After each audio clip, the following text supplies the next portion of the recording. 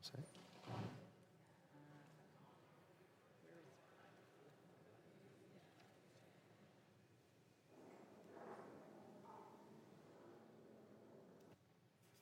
All right, I've got confused here. Jordan, what happened here? Okay. I got two different things.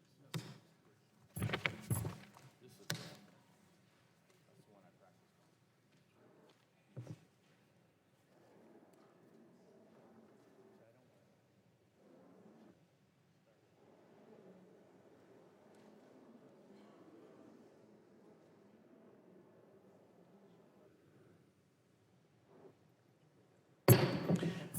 Good morning, everyone. The Subcommittee on Environment and Climate Change will now come to order.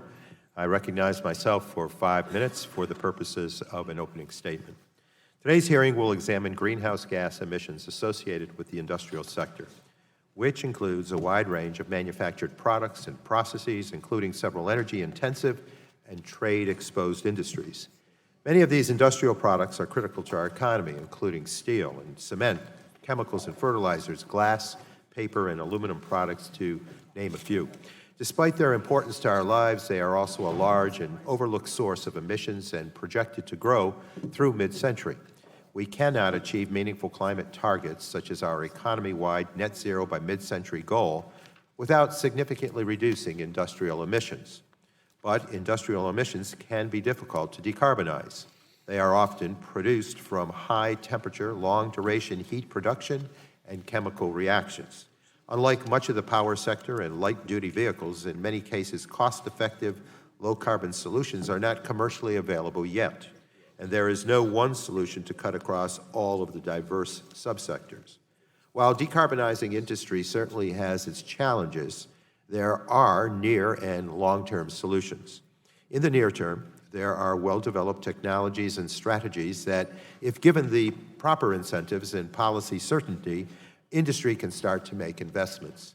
These include improving energy efficiency, deploying chip systems, CHP systems, fuel switching, and increasing recycled content.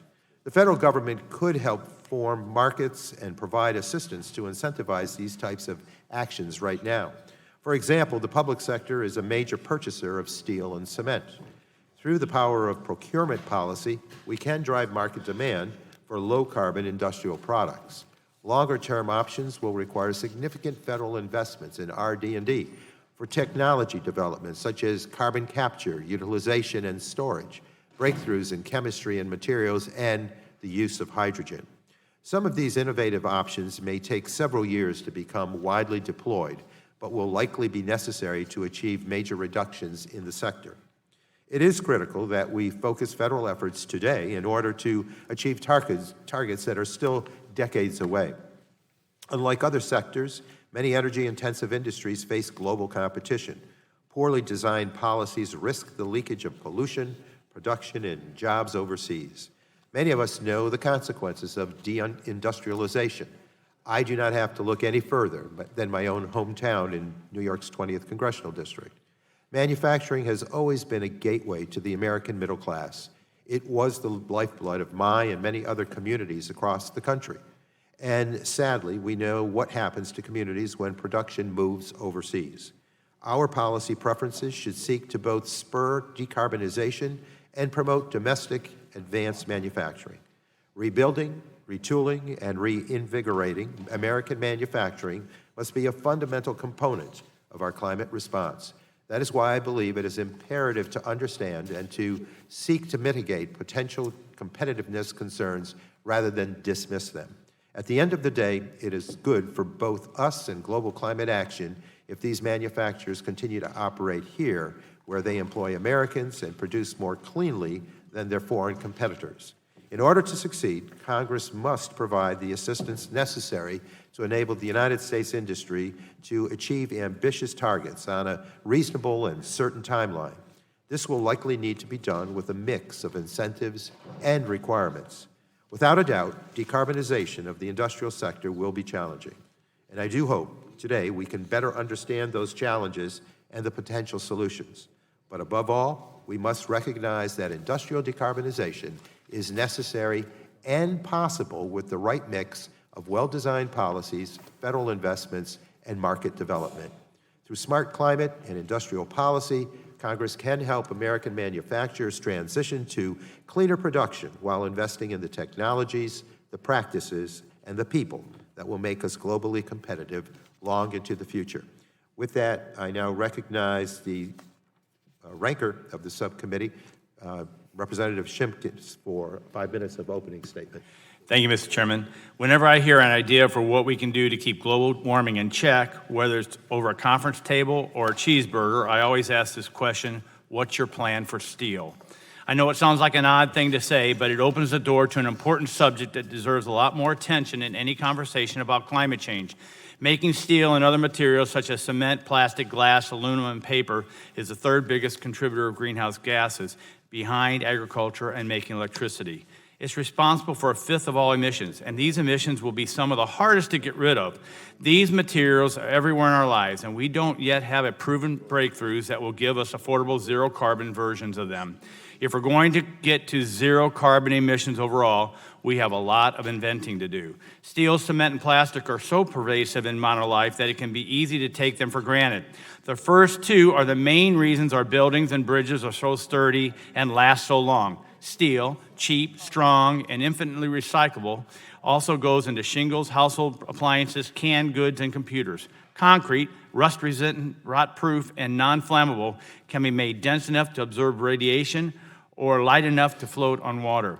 As for plastics, they have a bad reputation these days, and it's true that the amount piling up in our oceans is problematic, but they also do a lot of good. For example, you can thank plastics for making that fuel-efficient car you drive so light.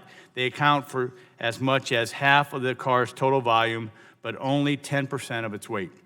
So how do we cut down on emissions from all steel, cement, and plastic we're making? One way is to use less of all these materials. There are definitely steps we should take to use less by recycling more, increasing efficiency. But that won't be enough to offset the fact that the world's population is growing and getting richer as the middle class expands. So will our use of materials. In a sense, that's good news because it means more people will be living in sturdy houses and apartment buildings and driving on paved roads. But it's bad news for climate. Take Africa, for example. Its emissions from making concrete are projected to quadruple by 2050. Emissions from steel could go up even more because the continent uses so little now. If using less isn't really a viable option, could we make things without emitting carbon in the first place? That is, in fact, what we'll need to do. But there are several challenges. First, these industries require a lot of electricity, which today is often generated using fossil fuels. Second, the processes also require a lot of heat, as in thousands of degrees Fahrenheit. And fossil fuels are often the cheapest way to create that heat. Finally, and this might be the toughest challenge of all, manufacturing some of these products involves chemical reactions that emit greenhouse gases. For example, to make cement, you start with limestone, which contains calcium, carbon, and oxygen. You only want the calcium, so you burn the limestone in a furnace along with the other materials. You end up with calcium you want, plus a byproduct you don't want, carbon dioxide.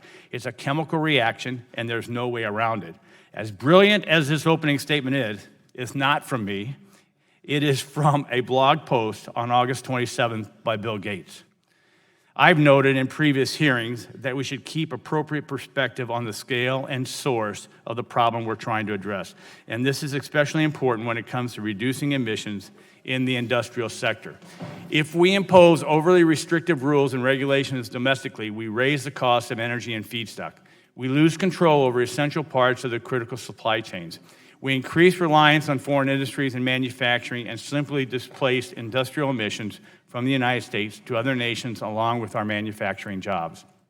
For emission reductions in this sector to make an impact on global greenhouse gas budgets, the reduction should occur where the industrial output will be growing the most. That will most likely be China, India, and the developing world.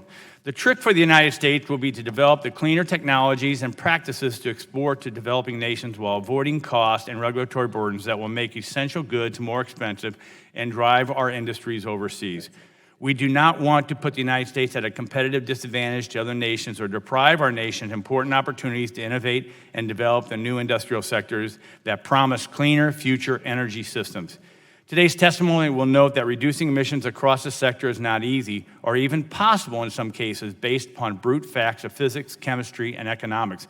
But we'll also note in this hearing that there are practical policies to pursue that can make a difference domestically and can help set the U.S. industry to advance cleaner technologies and processes in the future. Chairman Tonko, there are bipartisan legislative solutions we can sign into law this Congress that will remove some of the barriers to innovation in the industrial sector.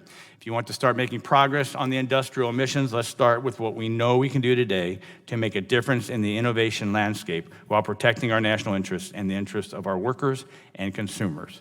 And with that, I thank you for the time, and I yield back my time. Thank you, Representative Shimkus. The gentleman yields back. The chair now recognizes Mr. Pallone, chairman of the full committee, for 5 minutes for his opening statement. Thank you, Chairman Tonko. Combating climate change is a top priority of this committee. That's why in July I joined Chairman Tonko and Rush and other committee Democrats in announcing a plan to address the climate crisis by achieving a 100% clean economy by 2050. Recent reports by U.S. scientists and the Intergovernmental Panel on Climate Change paint a grim picture of our future if we do not get carbon pollution under control. We're already experiencing record heat waves, flooding, sea level rise, intense wildfires, extended drought, and severe weather events that experts project would come with increased warming. And these events are taking a terrible toll on our communities, and the cost of inaction is growing. We must act, and our 100 by 50 plan is supported by the scientific consensus. Scientists say we must limit global warming to 1.5 degrees Celsius by the end of the century to prevent the worst effects of climate change. Now, transforming our economy to one that is 100% clean will be tough and will take significant resources and ingenuity, but it's absolutely necessary. Some sectors of the economy will be more difficult to address than others. So today's hearing will examine the industrial sector, an essential sector of our economy and one with some of the largest challenges as we look to transition to a 100% clean economy. The industrial sector is a source of good-paying jobs and critical products. These products make up our infrastructure and are essential to a wide array of businesses and services in our modern society. A vibrant manufacturing sector helps our economy flourish. At the same time, this sector is also the third largest source of all greenhouse gas pollution.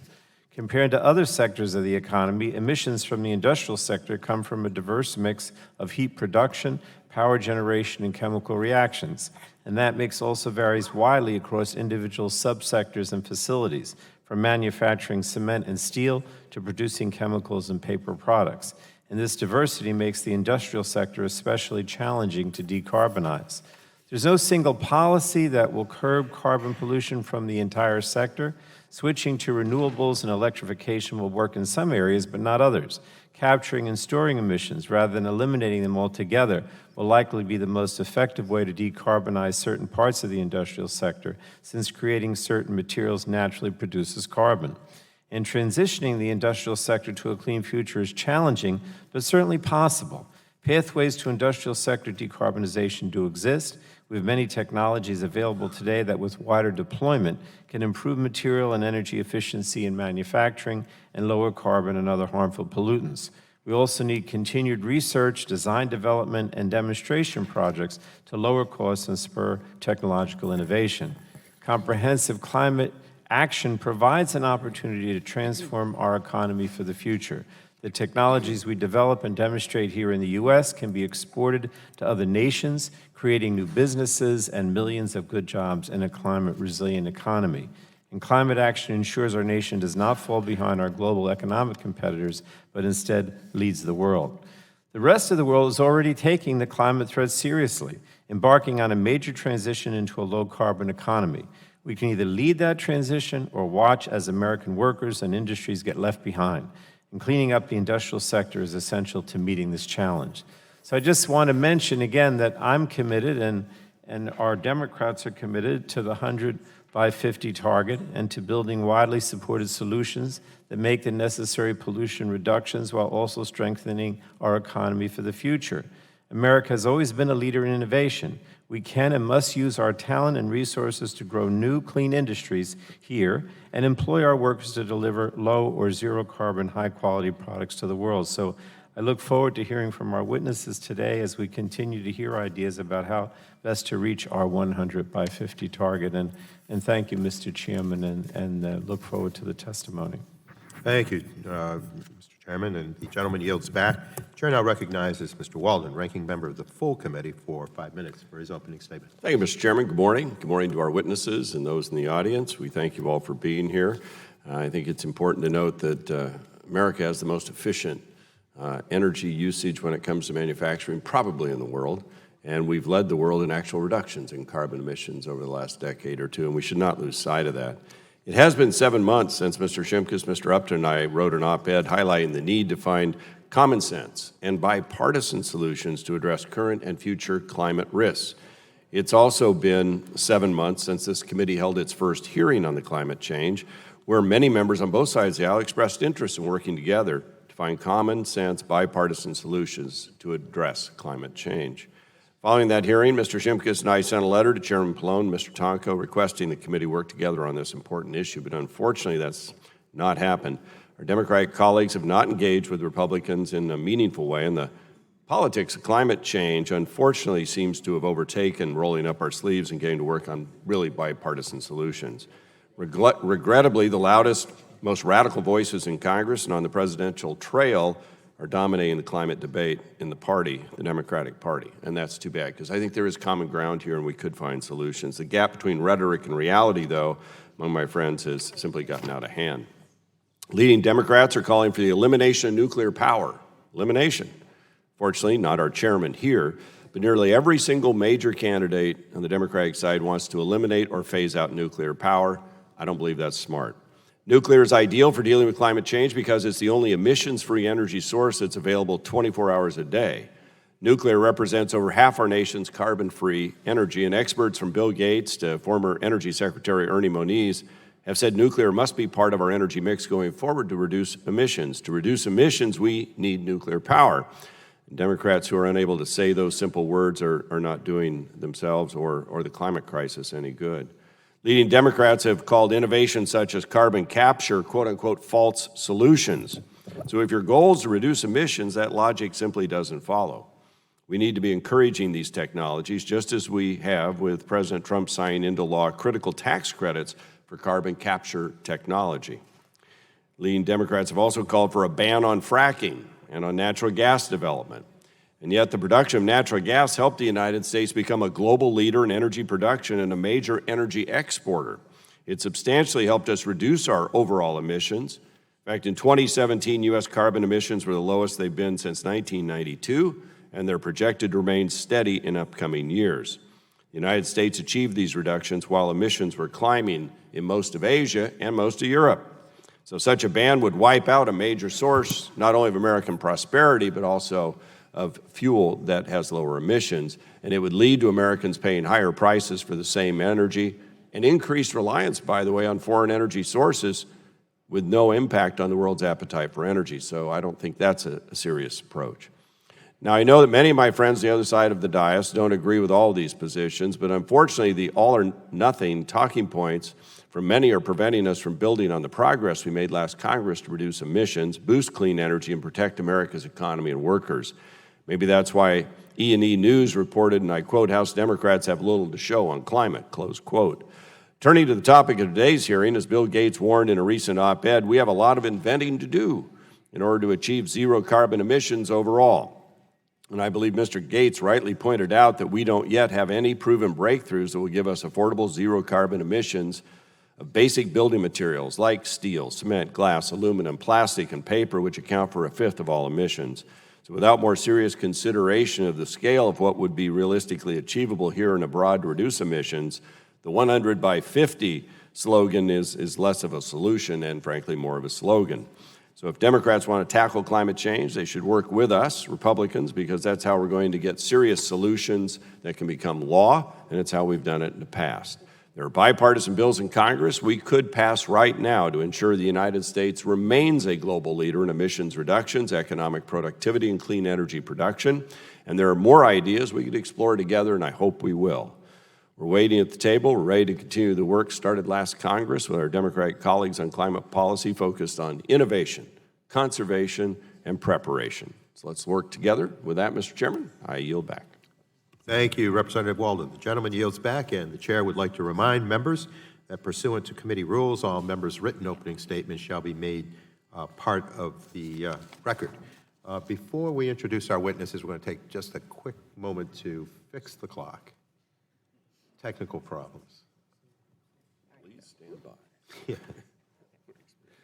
We're set? I think so. We're set. That was a quick moment. So now I introduce our witnesses for today's hearing.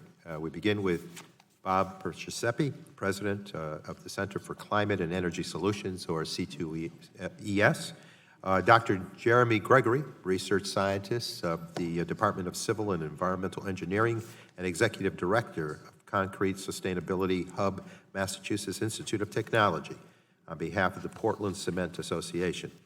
Next, we have Dr. Gaurav Sant, Professor and Henry Samuel Fellow of Civil and Environmental Engineering, Materials Science and Engineering, and the California Nanosystems Institute, and Director of the Institute of Carbon Management at University of California, Los Angeles.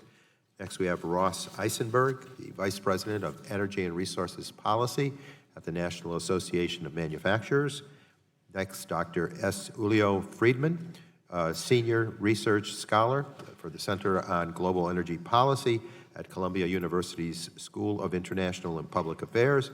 And finally, Jason Walsh, who serves as Executive Director of the Blue-Green Alliance. Before we begin, I would like to explain the lighting system.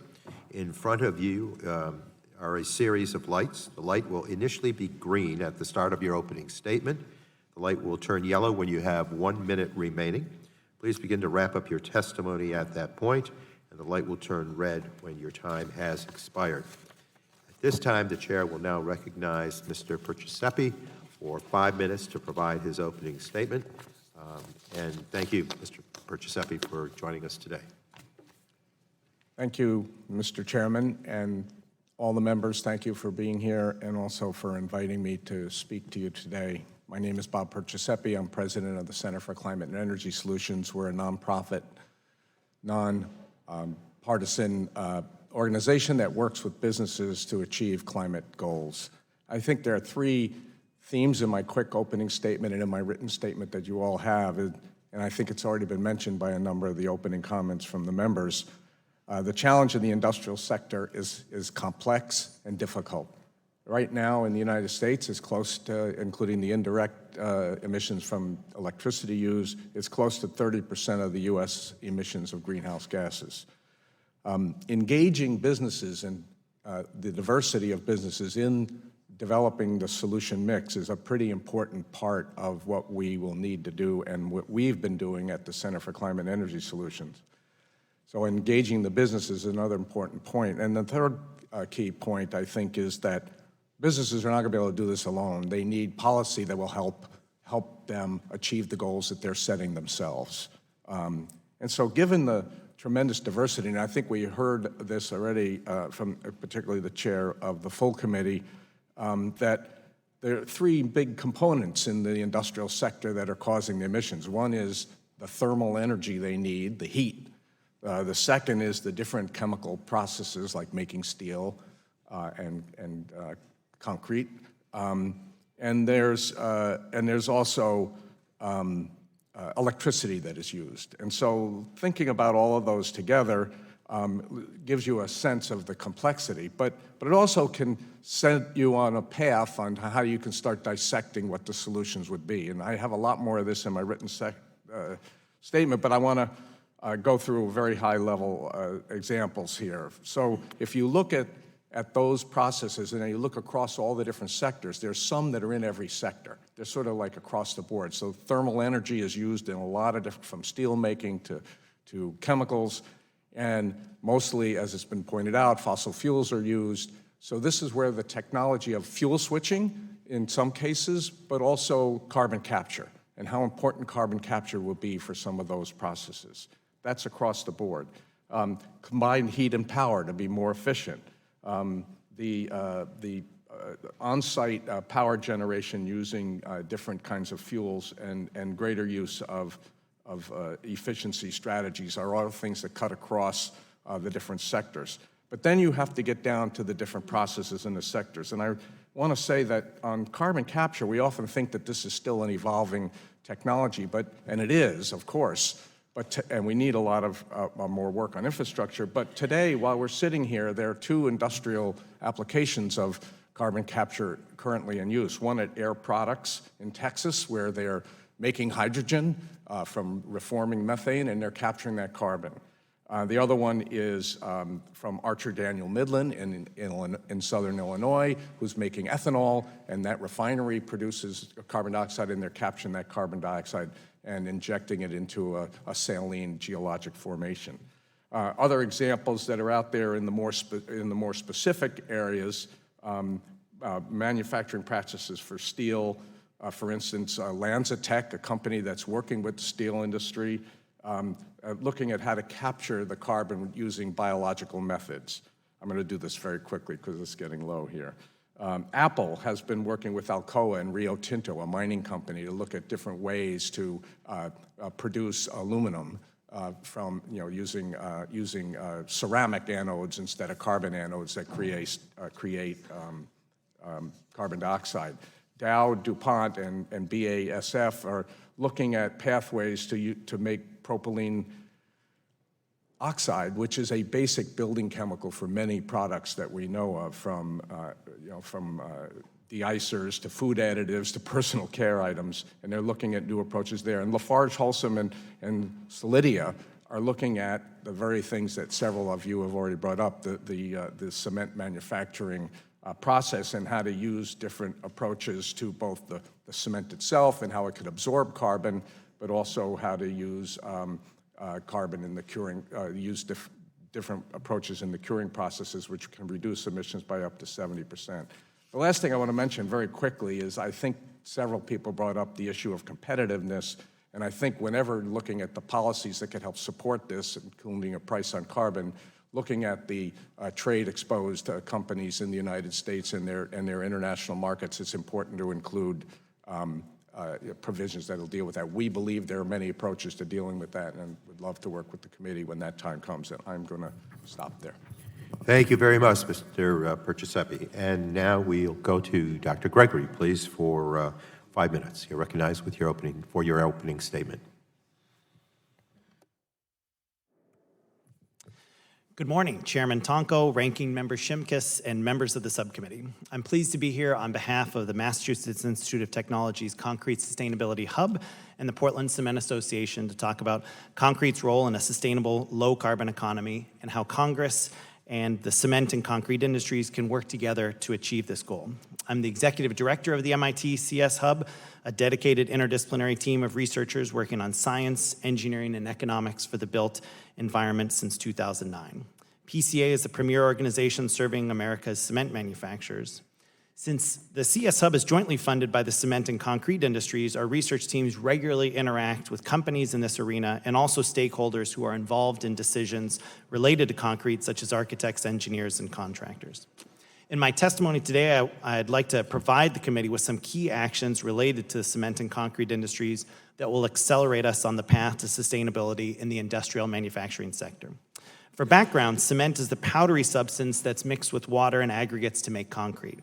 If you didn't realize there was a difference between cement and concrete, you can join my beloved mother in that esteemed club. Although cement and concrete have different manufacturing processes and emission profiles, they're inherently linked as end-use building material whose impacts other emissions such as building energy consumption or vehicle fuel consumption on pavements. Thus, it's important to consider the embodied emissions for these materials in the context of their full life cycle. Furthermore, concrete is the most used building material in the world for a reason. It's a relatively low-cost and low environmental footprint material that provides critical functionality for buildings and infrastructure. It's necessary to meet societal goals for sustainable development.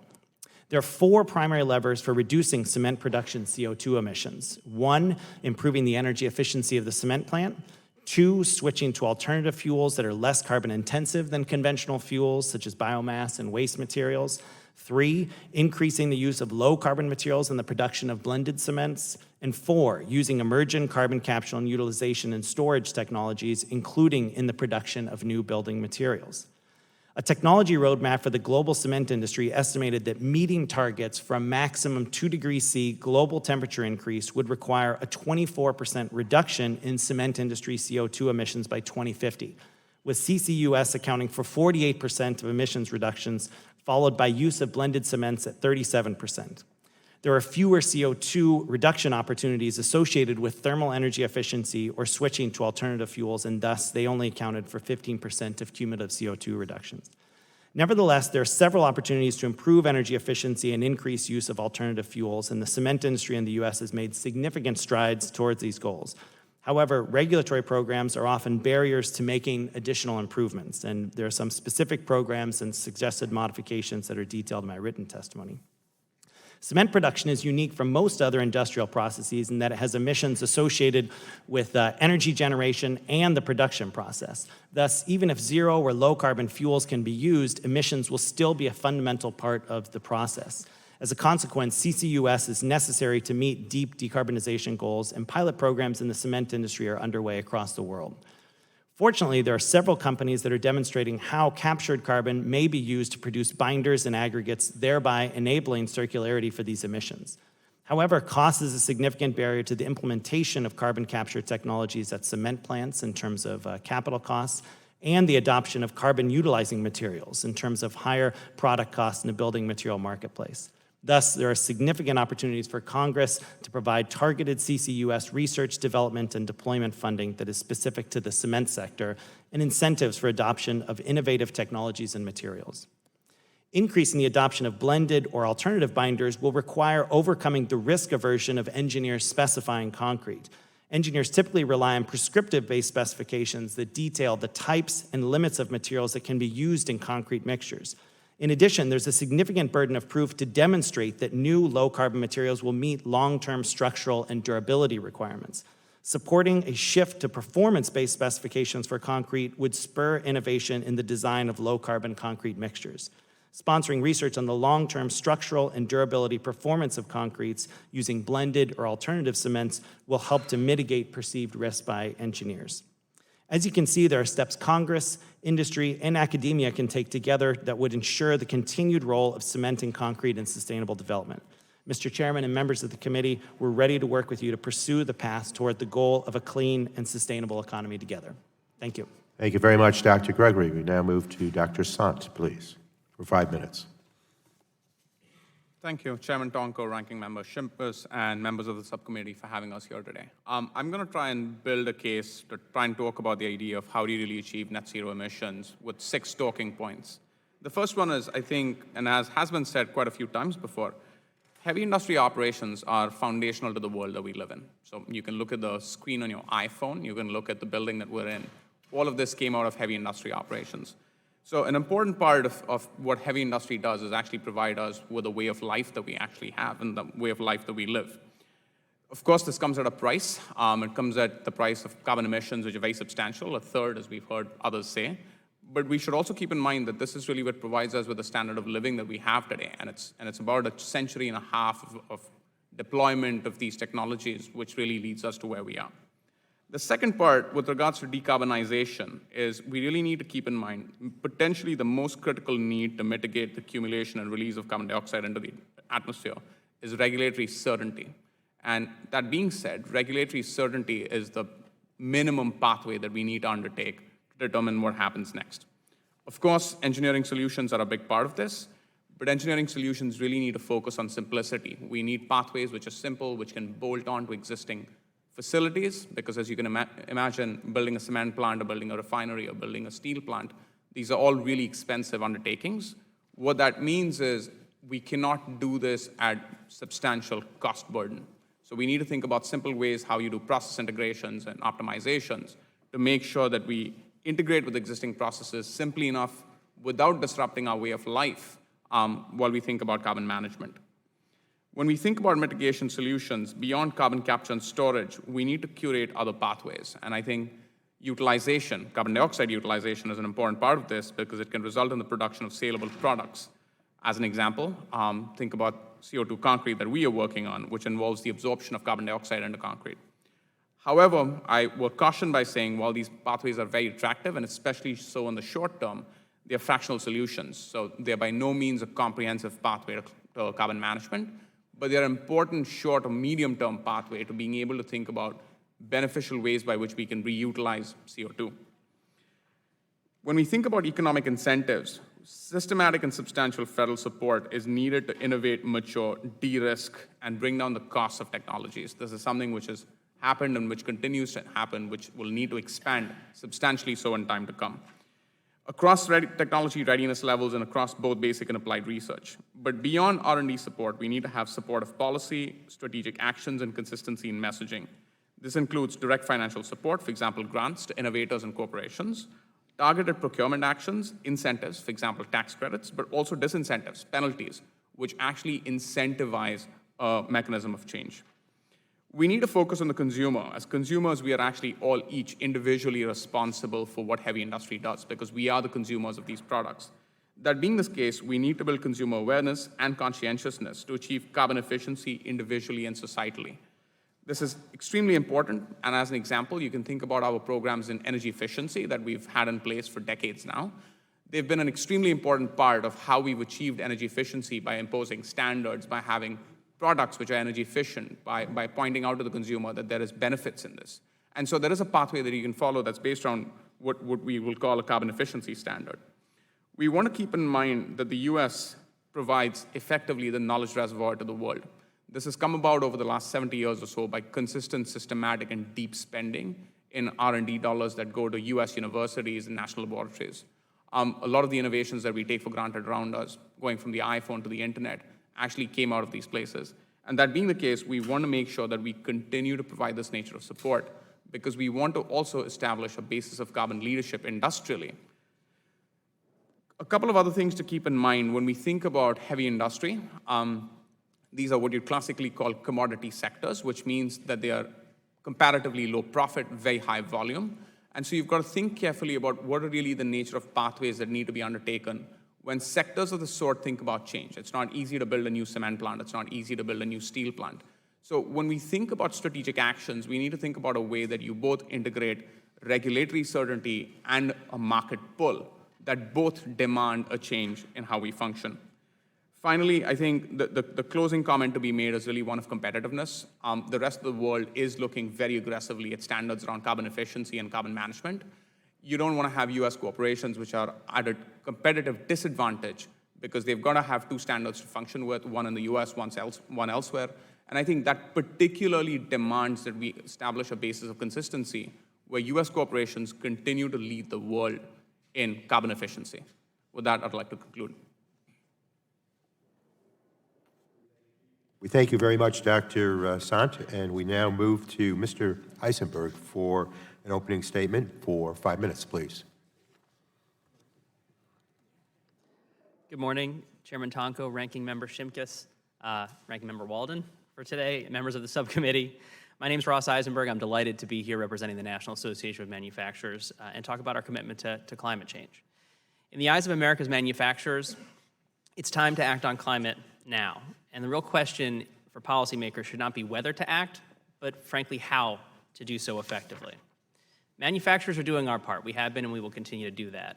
Over the past decade, manufacturers in the United States have reduced the carbon footprint of our products by 21%, while we've increased our value to the economy by 18% over that same time frame. Overall, the U.S. manufacturing sector has one of the world's lowest carbon intensities per dollar of GDP because we're so efficient. A fraction of the carbon intensities of other major manufacturing economies like China and India. For example, just to put a finer point on this, aluminum produced in the United States is less carbon intensive than just about any other aluminum produced somewhere else and imported into the United States. It is 3 times cleaner in that respect than aluminum produced in the Middle East and imported to the United States. It's 4 times cleaner than aluminum produced in China and imported in the United States. So our efficiency is a win here for us, and we should really be encouraging manufacturing to come back and really operate here because that's where it's going to be done the cleanest. The type of deep decarbonization called for by this committee would require a dramatic set of technology and lifestyle changes across the economy. It's going to be extremely difficult. That is pretty much without question. It's going to require us all to work together here and around the world, and it will almost certainly carry a cost. It is not, however, impossible. I want to make that clear. It is not, however, impossible. and we're at the table for this discussion for that reason. Manufacturers do appreciate the careful, considerate, deliberate approach that this committee has taken to listen to us, frankly, and to have the conversation that you're all having. In the course of those deliberations, two prevailing views have really emerged. The first is, should we really be focusing on enabling innovation, and the other is should we be empowering the government to take action? In the eyes of manufacturers, we believe we need to do both. And here's why. We need innovation because the manufacturing sector is different from other sectors, and the technologies that may work in other sectors just may not work so well in ours. The process used to make a brick is substantially different than the process used to make steel or paper, rubber, plastic, fertilizer, aluminum, not to mention finished goods like trucks and cars and airplanes and food and beverage and electronics. Innovation is and always will be the key to reducing the carbon intensity of those sectors, and it's encouraging to hear everybody on this panel really say the same thing. Innovation by itself, however, is just not going to be enough. And so for that reason, the federal government does have a clear role in setting climate policy. This begins by re-engaging on the international stage to achieve a binding, fair global climate treaty. And with that backdrop, we hope that Congress will enact a single unified climate policy that meets specific targets, ensures a level playing field, and avoids carbon leakage. In other words, not simply outsourcing our carbon to another country that has lower standards than we do. And it'll preserve consumer choice and manufacturing competitiveness. My written testimony provides more details on both of these proposals, but together, we believe they should be the foundation of the U.S. response to climate change. Now, as we embark down this road, we need to have a serious discussion about cost. For manufacturers, the math really does matter. The average manufacturer pays about $20,000 per employee per year to comply with regulations. The small manufacturers pay even more, about $35,000 per employee, because they can't scale it up. Any new cost imposed by a climate policy will be added to that already hefty base of costs and regulatory expenditures. So to the extent that manufacturers have to bear those extra costs, Congress should consider reducing regulatory, tax, or other economic burdens to basically make manufacturers whole and keep us whole and keep us competitive. The math also matters for the internal decision-making, and I think that's something that I really want to stress today. A great deal of the potential reductions are going to come from installation of new equipment, new processes, innovation, essentially. Manufacturers budget for discretionary investments like this. They're always looking to make these investments. But at the end of the day, the decision on whether to spend that money involves consideration of a wide range of factors, including payback time, the risk of stranded investments, operating risks, reliability, environmental permitting, and external factors like the future of the plant itself in a competitive environment. Focusing on this math should be a top priority of anyone seeking to reduce the carbon intensity of the manufacturing sector. The NAM believes we can be a part of the solution, and we look forward to working with this committee to pass and implement some of our preferred policy solutions. There are many near-term actions that we believe Congress and the administration could take to accelerate our progress towards deep emission cuts. My written statement includes a number of these, and I hope we can talk about them during the Q&A section. We think these would make a real difference and ensure that emissions continue to decline in the manufacturing sector while Congress and the administration work out some of these bigger policy issues as well. I appreciate the time to testify today, and thank you. Thank you very much, Mr. Eisenberg. Next, we'll go to Dr. Friedman for an opening statement. You're recognized for 5 minutes, please.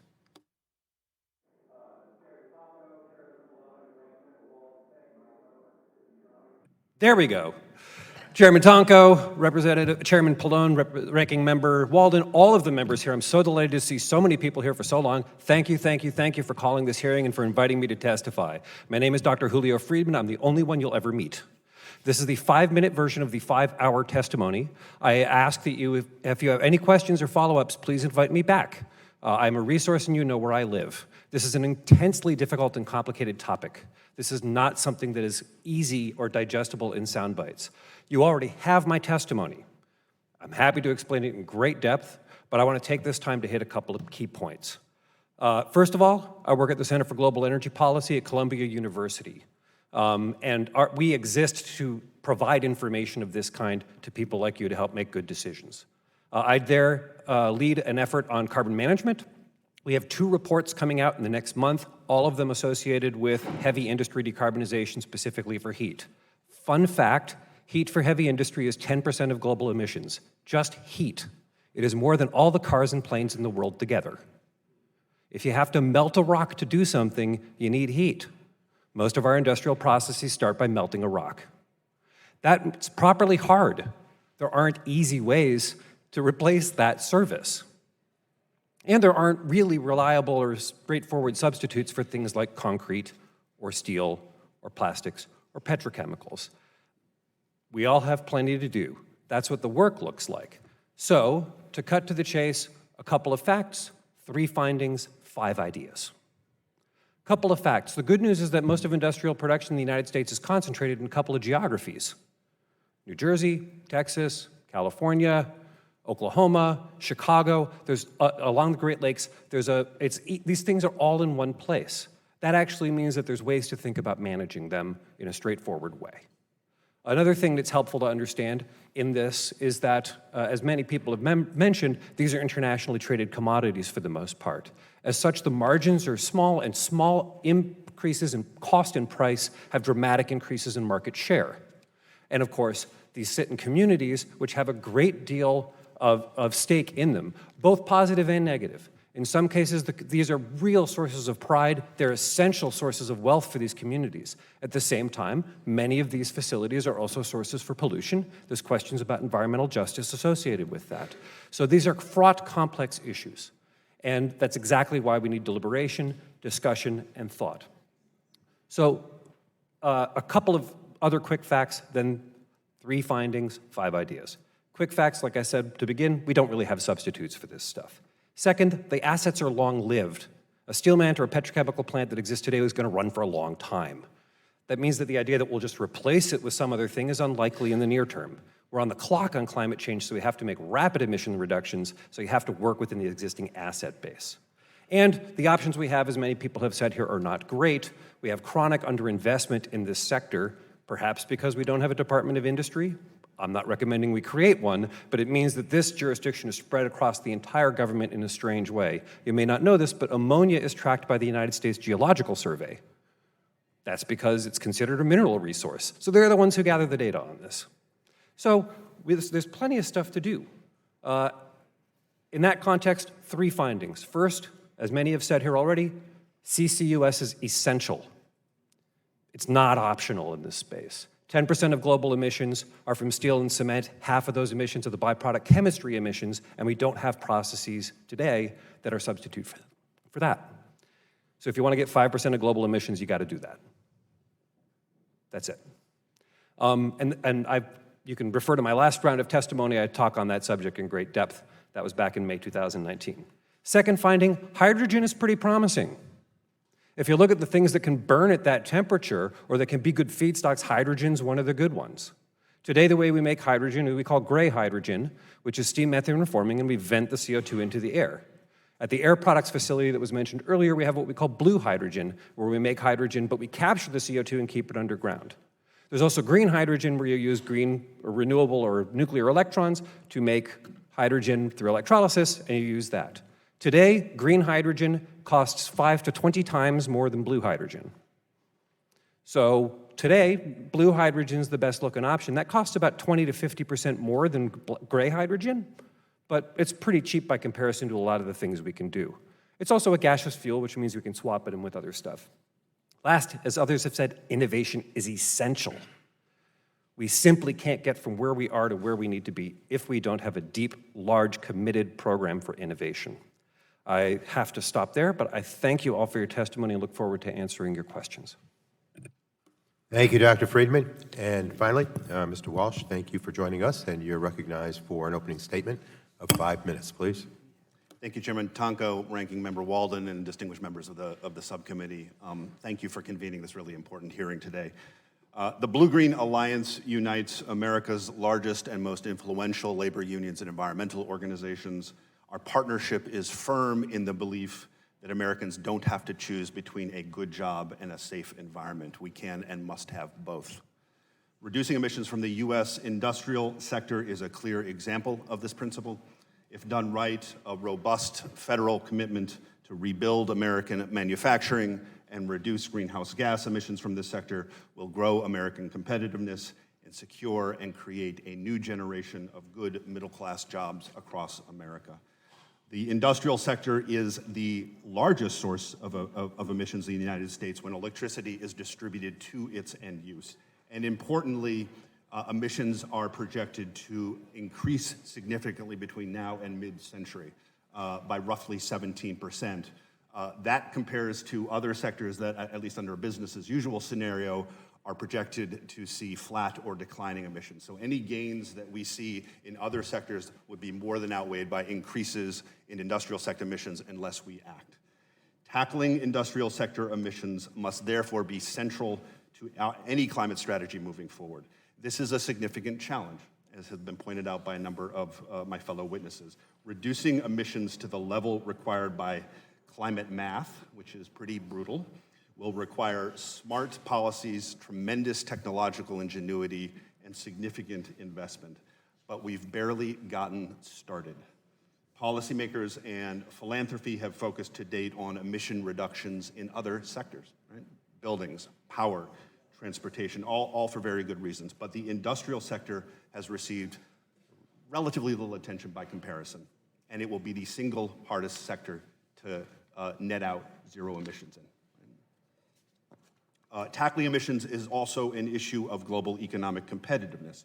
Prioritizing investments in U.S. manufacturing will not only reduce emissions, but create and retain good jobs in the United States for two primary reasons. One, a significant proportion of emission reductions can be realized by reducing energy waste. Saving money, manufacturers can invest in capital and in their workforces, supporting jobs through the installation of energy efficiency technologies as well. And two, U.S. manufacturers' ability to produce clean technologies and use cleaner processes will make them more competitive in an increasingly carbon-constrained global economy. Let me take the steel industry as an example, which also speaks to Ranking Member Shimkis's very good question, which in turn echoed Mr. Gates' very good question. The steel industry currently generates about 7% of the world's CO2 emissions, contributing over 3 gigatons of CO2 annually. Global steel demand is forecast to increase from 1.7 billion tons in 2018 to 2.6 billion tons in 2050. There are several ways to reduce emissions from iron and steel production, including industrial energy efficiency, material efficiency and reuse, fuel and feedstock switching, and of course, carbon capture, utilization, and sequestration. Investments are happening today to drive these innovations and to develop cutting-edge technologies and practices. But where are these investments happening? They're not happening here. They are happening in Germany, in Sweden, in the United Arab Emirates. These types of cutting-edge projects are not being built in the United States because we don't have the policies and programs in place that incent and support the kind of investments needed to make them a reality. If we don't start playing catch-up, the future of innovative, low and zero-emission steelmaking will be commercialized by our global competitors in their own countries. We can't let that happen. We need to move forward an aggressive American agenda to regain our leadership in clean technology, innovation, and deployment, and we need to do it now. We need a holistic approach to retaining and growing clean energy manufacturing in the U.S., while also investing in these industries to make them the cleanest and most competitive in the world. These investments must result in good-paying jobs and go hand in hand with common sense tax, procurement, and trade enforcement policies to stop the offshoring and leakage of jobs and pollution, as has been noted by a number of witnesses and members of this committee. My written testimony outlines a number of specific policy recommendations to achieve these goals.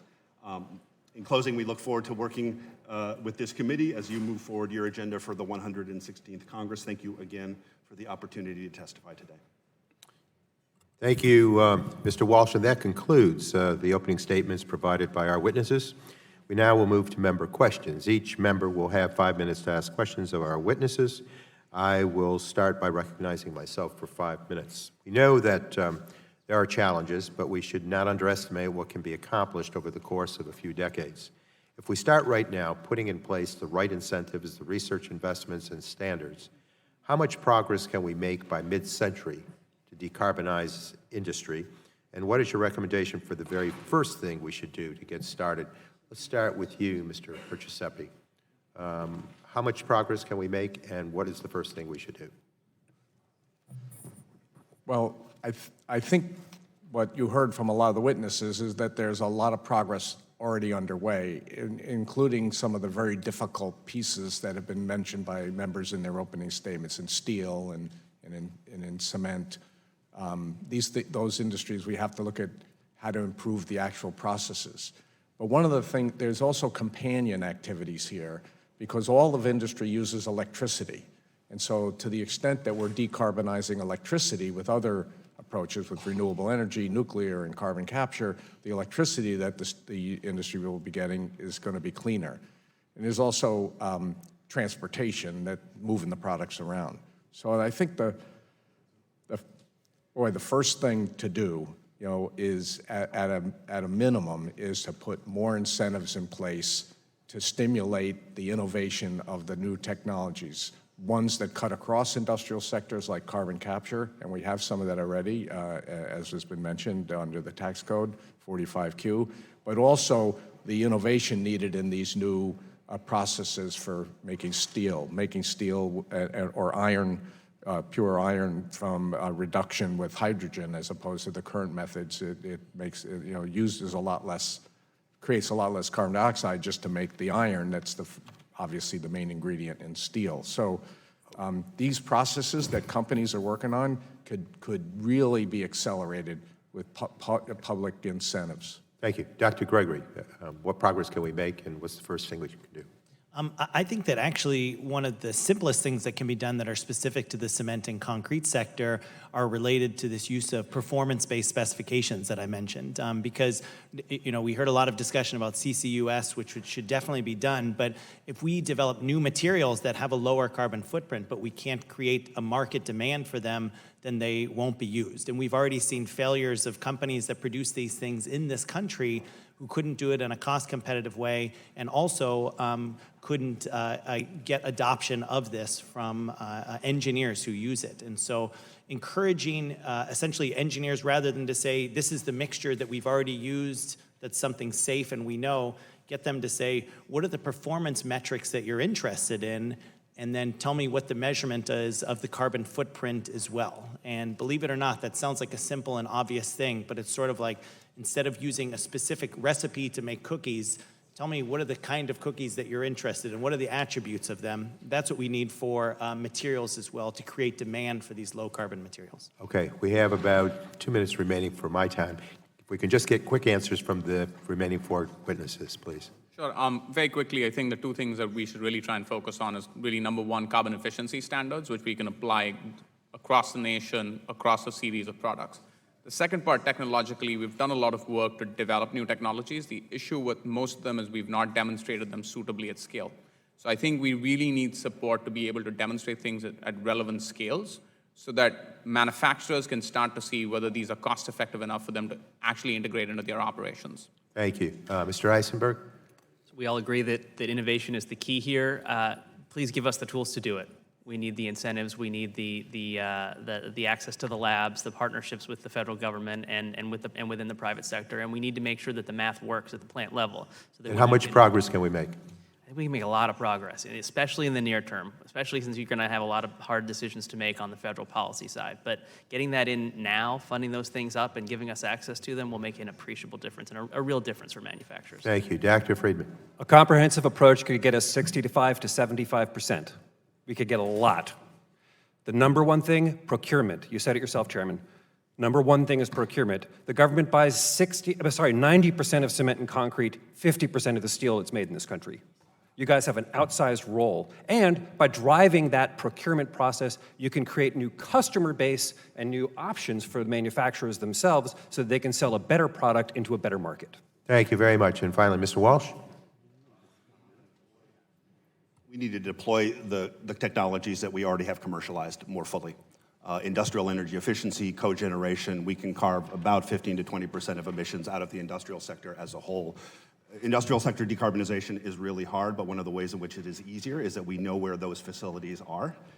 We also know from DOE's Barriers to Industrial Efficiency report, which was issued in 2015, that one of the primary barriers for manufacturers is lack of information. They don't know the technologies are out there, they don't know the payback times, they don't know different pathways. We've got a whole set of resources at DOE, at the Advanced Manufacturing Office, in our national labs, that could be brought to bear. It is nothing but benefit for U.S. manufacturers. Thank you very much to each of our witnesses. I then will now recognize Representative Walden for, as the ranker for the full committee for 5 minutes to ask questions, please. Thank you, Mr. Chairman. Thank you, Mr. Chairman. I want to thank all of you. This has been a really good panel, and we really appreciate your input and your counsel on these issues, and they're not easy. It's far beyond just a slogan. We've got a lot of important work to do. Dr. Gregory, we're glad to have you here. I understand you grew up in Bend, Oregon. So there's two of us from the 2nd District here, at least. We appreciate that. Mr. Eisenberg, our view is the path to cleaner technology comes from the ground up, from innovators, from investors. We know you got to have the right incentives and all. Can you speak to the importance of the 45Q tax credit, which we extended as part of the tax bill? It has two different variants to it. Is that having a positive impact, an incentive in the market that we want to see results from? Is it working? So it is working and I'm hearing it from my members. We actually recently this year brought in a group called the Energy Advance Center into the NAM. It's a project of the NAM that is it is manufacturers that came together around the 45Q tax credit and are looking to try to find ways to turn that into innovation on the ground. Principally in the oil and gas sector, but definitely other manufacturing sectors as well. We're going to need it all. There's a lot more we can do beyond that, but it was a heck of a start. And it's one of those things where you can use incentives and they work. I mean, we saw it on a number of issues in the energy space, and this is no exception. Where incentivizing the technology has brought manufacturers out of the woodwork ready to actually test some of this and put it into place. There's plenty more that we can do in this space, including starting with enacting the Use It Act and passing the Use It Act, Right. but also things like pore space and ownership and plenty of other issues to get this off the ground. But it's good to hear that we all agree that this is important. Yeah, I think so, and I guess I approach it from the how do we give the carrot as opposed to the stick. That's where I tend to come down and not over-regulate or over-tax or whatever, or grow the government side of this, but rather how do we put the incentives in place for our great innovators to respond and act. And Dr. Gregory and Mr. Eisenberg, Oregon's only cement manufacturing plant, as it turns out, would be in the district I have the great privilege to represent in Durkee, Oregon. It employs about 100 people, directly affects 600 jobs in the area, which is enormous in this very rural county, as you know. It's a very trade-exposed plant. And I've been out there, I've toured it. They've invested tens of millions of dollars to reduce all kinds of emissions, mercury, everything else. They really do care about the environment. It costs roughly the same amount to ship the cement they manufacture to Portland, Oregon, not Portland Cement, but Portland, Oregon, as it does for China to ship their cement from China to Portland, okay? Which is pretty hard to believe, but that's what they tell me. And our concern is if Oregon replicates some of the other climate proposals and policies, we could end up losing that plant and those jobs and cleaner emissions cement. And as a result, they estimate we'd import the cement and it'd be 400,000 tons more per year of emissions globally. So as I sort through these policies, we don't want to do that. And in fact, a lot of the mercury pollution we get on the West Coast, I'm told, originates from Chinese manufacturing. And so do you see, how do we work through these trade-exposed policies, especially on cement? Dr. Gregg, can you comment on that? Yeah, sure. I mean, China makes more cement than the rest of the world combined, right? And so the U.S. manufactures 2% of the world's amount of cement. And do they, what standards? Is there a graph of standards here for cement emissions? There very much is a range. And as many of the other panelists here have mentioned, trade leakage is a really significant concern if we shift the standards that we're using to produce cement here today. I think just like we also heard the power of the purchasing power that government has, whether that's at the federal or the state level or even municipal levels. Oregon is one of the states that's really looking at the concrete that it produces, what's the quality of it, and I think that whether it's efforts going on in the city of Portland or in the state of Oregon to look at that, that's a great place to start, to ask producers, local producers, where did you get this? What was the quality of it? What was the environmental footprint of it? And ask for that and have that start out Producers will be willing to follow. But do we have data on the amount of emissions from Chinese manufactured or some other country, I'm not just picking on China here, versus U.S. manufacturing for same products? Is there a place consumers can go and see that? Yeah, we do have some high-level numbers on overall Chinese emissions. What's a little bit different is getting data from individual plants, where there can be significant variation. The types of cement that they make are a little bit different than what we make in the U.S., so it's not quite an apples-to-apples comparison, and so that ends up being a little bit Because I think consumer power is really powerful. Absolutely. And disclosure and information, and we were just talking about your comment, Dr. Friedman, or maybe Mr. Walsh, on this information not even available for some. But I know my time's expired, Mr. Chairman. Thank you. And again, thank you all for your participation in this. The gentleman yields back. The chair now recognizes Mr. Pallone, full committee chair, for 5 minutes to ask questions, please. Thank you, Chairman Tonko, and let me thank all the witnesses for your testimony and assistance in developing policy solutions to achieve a 100% clean economy while keeping and increasing good jobs here at home. But I wanted to think, I don't have a question for Mr. Eisenberg, but I did want to particularly thank him and the National Association of Manufacturers for your very constructive testimony. Thanks so much. Thank you. I wanted to start on the topic of jobs, and Mr. Walsh, you testified, and I quote, that if done right, federal climate policy can help not just maintain, but grow American competitiveness in the global economy. So let me ask you, what would be the number one thing you think we should do now to position American manufacturing to lead and produce low-carbon products, if you will? Well, I think we need to start by recognizing where we've already done that, right? Where we have increased U.S. manufacturing competitiveness while also reducing emissions. One of those sectors, of course, is the automotive sector, right? Through a combination of very careful fuel economy standards coupled with manufacturing policy, we have a whole generation of auto workers that are making high efficiency, in some cases, zero emission vehicles, not only for markets in the United States, but for markets abroad. The challenge is more, I think the bigger challenge in front of us is the energy intensive commodities manufacturers that I talked about in my testimony and that several of the witnesses have spoken to.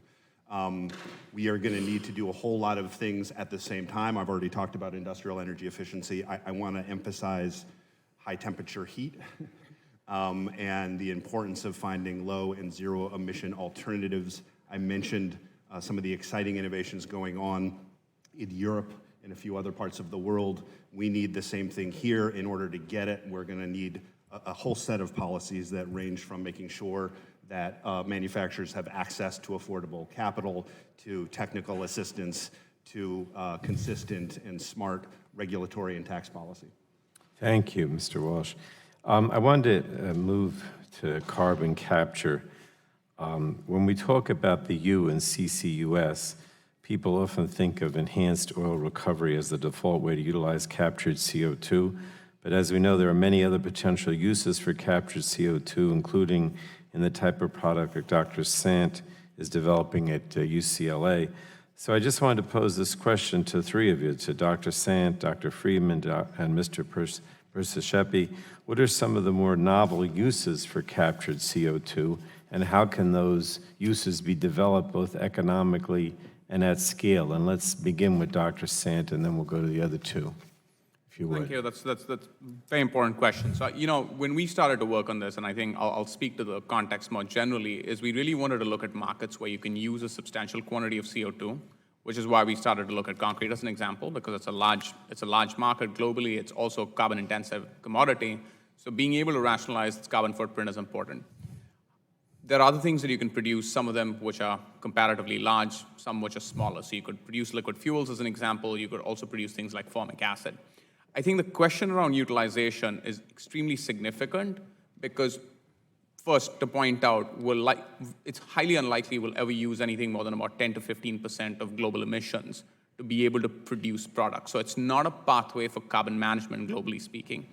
However, it is an important revenue generation pathway to undertake in the short to medium term to be able to create utilization solutions.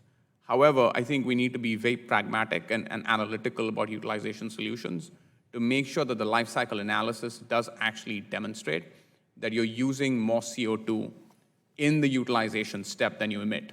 And I think this is something that we often lose sight of, but I think this is something we need to be critically focused on.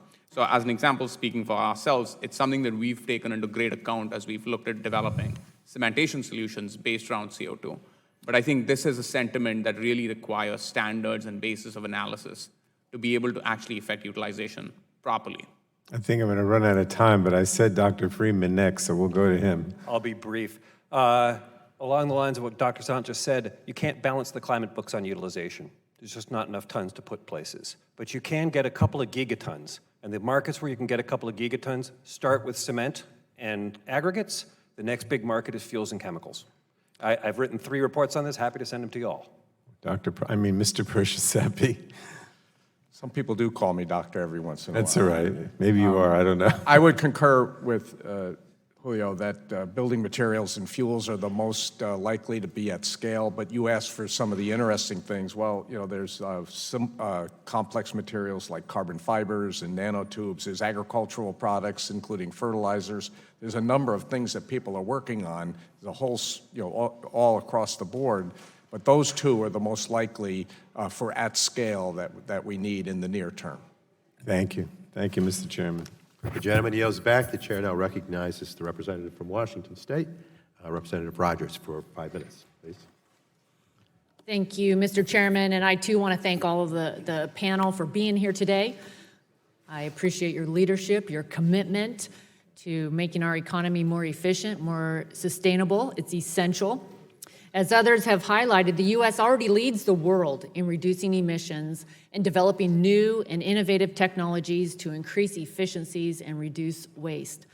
As we plan for the best way forward for a clean energy future, we must ensure that we do not harm our competitiveness in an increasingly global economy. It's really free market innovations that have made the U.S. a leader in both emissions reduction and technological solutions such as carbon capture. Unnecessary, burdensome regulations will only succeed in hamstringing our manufacturing economy, and we're celebrating right now 500,000 new jobs, new manufacturing jobs in America. We do not want to be forcing these jobs overseas to countries like China and India, who account for a disproportionate share of global emissions. From my perspective, we should be encouraging new innovations and technologies that can increase efficiencies and decrease emissions. In my home state of Washington, emissions have increased 6% since 2012. And this is despite Governor Inslee's increased mandates and regulations on our energy and industrials. By developing and exporting new processes and new technologies to the developing world, we can continue to lead the world in emissions reductions and remain competitive in the global economy.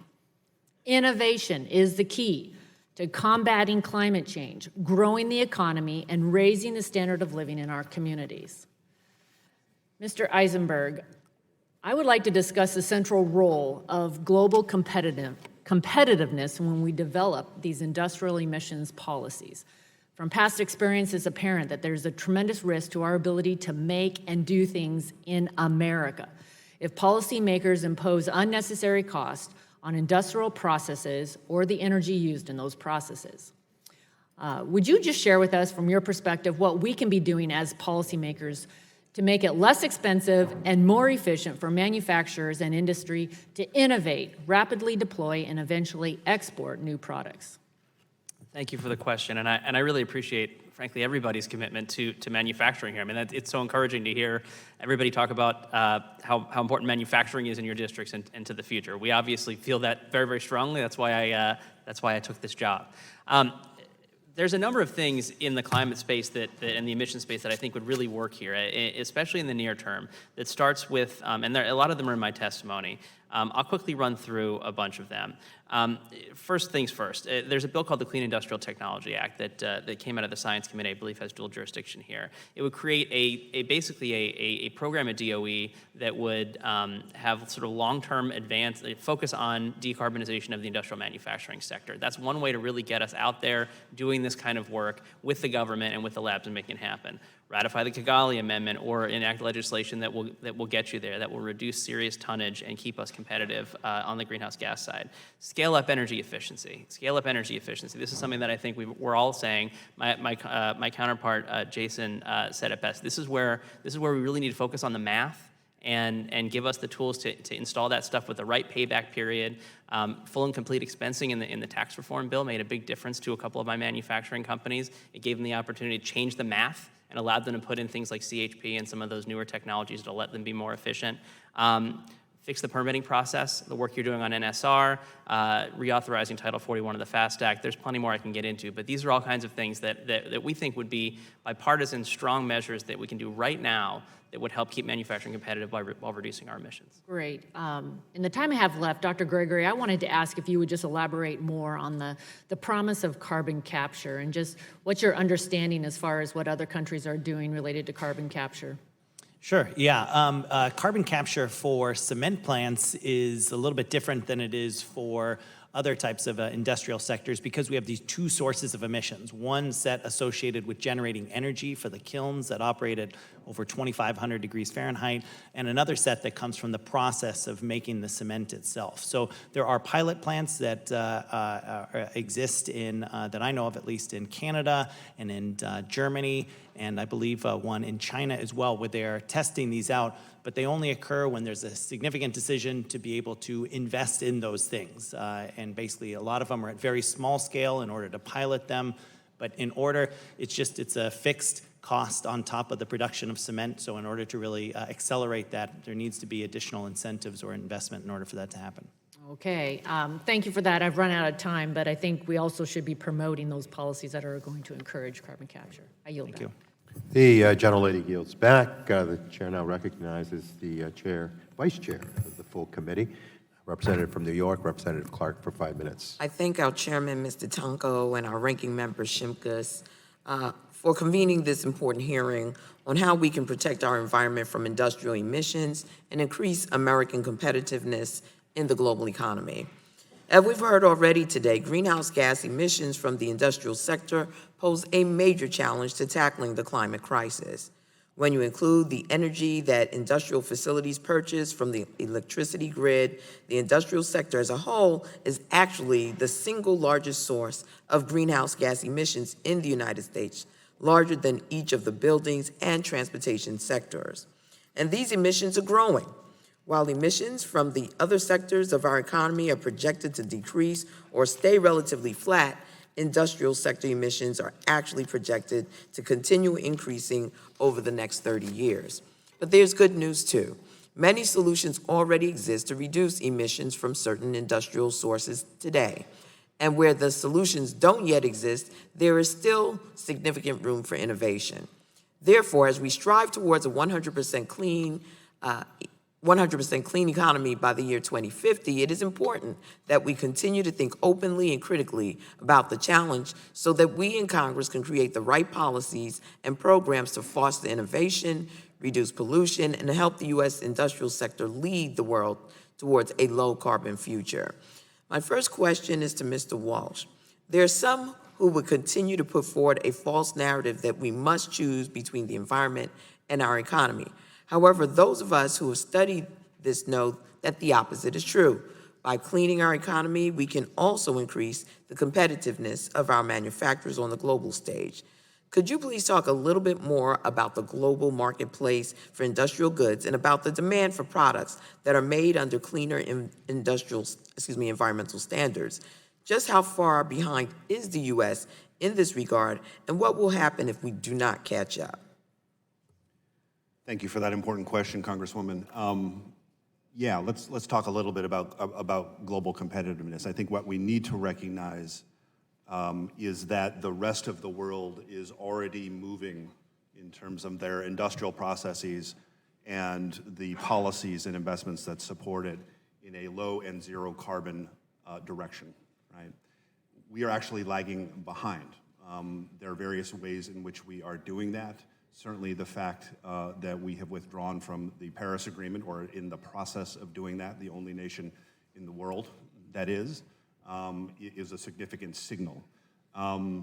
But as you pointed out, this is not just an issue of equity, it is also an issue of competitiveness. So we want workers in the United States to be building the products that we know are going to be demanded around the rest of the world, whether that is low carbon steel or high efficiency lightweight vehicles, or even appliances that have gases in them with low global warming potential. We've talked mostly about industrial sector emissions. We've talked less about the way in which the industrial sector, if we decarbonize it, can lower embedded emissions in the products that we sell to the rest of the world as well. And that includes in a range of things from automobiles to appliances to you name it.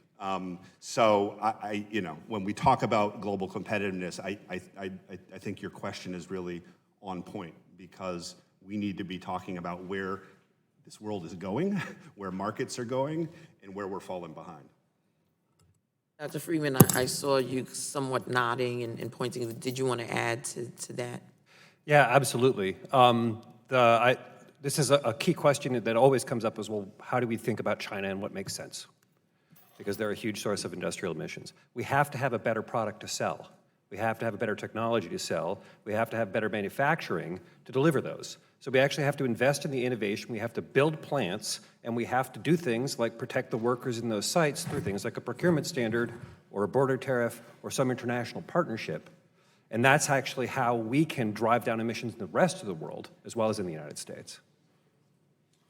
As we clean our economy and make our companies more competitive on this global stage, it's extremely important that we create good-paying jobs, especially in low-income Black and Latinx communities who continue to suffer most greatly from environmental pollution and economic inequality. Mr. Walsh, can you ensure, as we work towards a clean economy, that investments are also made into good-paying domestic jobs and that new pathways are created to bring more young people of color into our future of industrial and manufacturing workforce? Yeah, let's start by acknowledging that generations of economic and racial injustice have disproportionately exposed communities of color and low-income communities to pollution, right? And as well to climate threats. So they need to be at the front of the line for new opportunities as we build new products and reconfigure our manufacturing sector. I think there's some very intentional ways in which we can do that. In the construction industry, we've seen models that involve community workforce agreements, community benefit agreements, which include local hiring, right, pathways for folks in those communities into the jobs that are being created. We're beginning to see some of that in the industrial sector, in automobiles in particular. I think we need to see more of it. We also need to be constantly paying attention to the issue of environmental justice, right? So let's also talk about the importance of regulations, right? Let's talk about the importance of making sure industrial plants don't blow up, which of course not only kills or injures workers, it also kills and injures people who live on fence-line communities.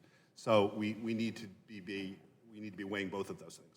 Thank you very much, Mr. Chairman. I yield back. The gentlelady yields back. The chair now recognizes the representative from West Virginia, Representative McKinley, for 5 minutes, please. Thank you, Mr. Chairman. Dr.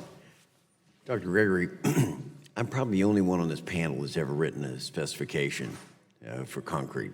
I've been writing concrete specs and been involved since 1965. And one of the things that pointed out was the fight we had, the contradiction where people wanted to use fly ash as a hazardous material and not allow it to be used in concrete. I'm without a doubt, I think you would say we want to continue to use fly ash in concrete. Yes, absolutely. So we were able to prevail on that. There was quite a fight on that. But I want to learn from the rest of the panel here on this.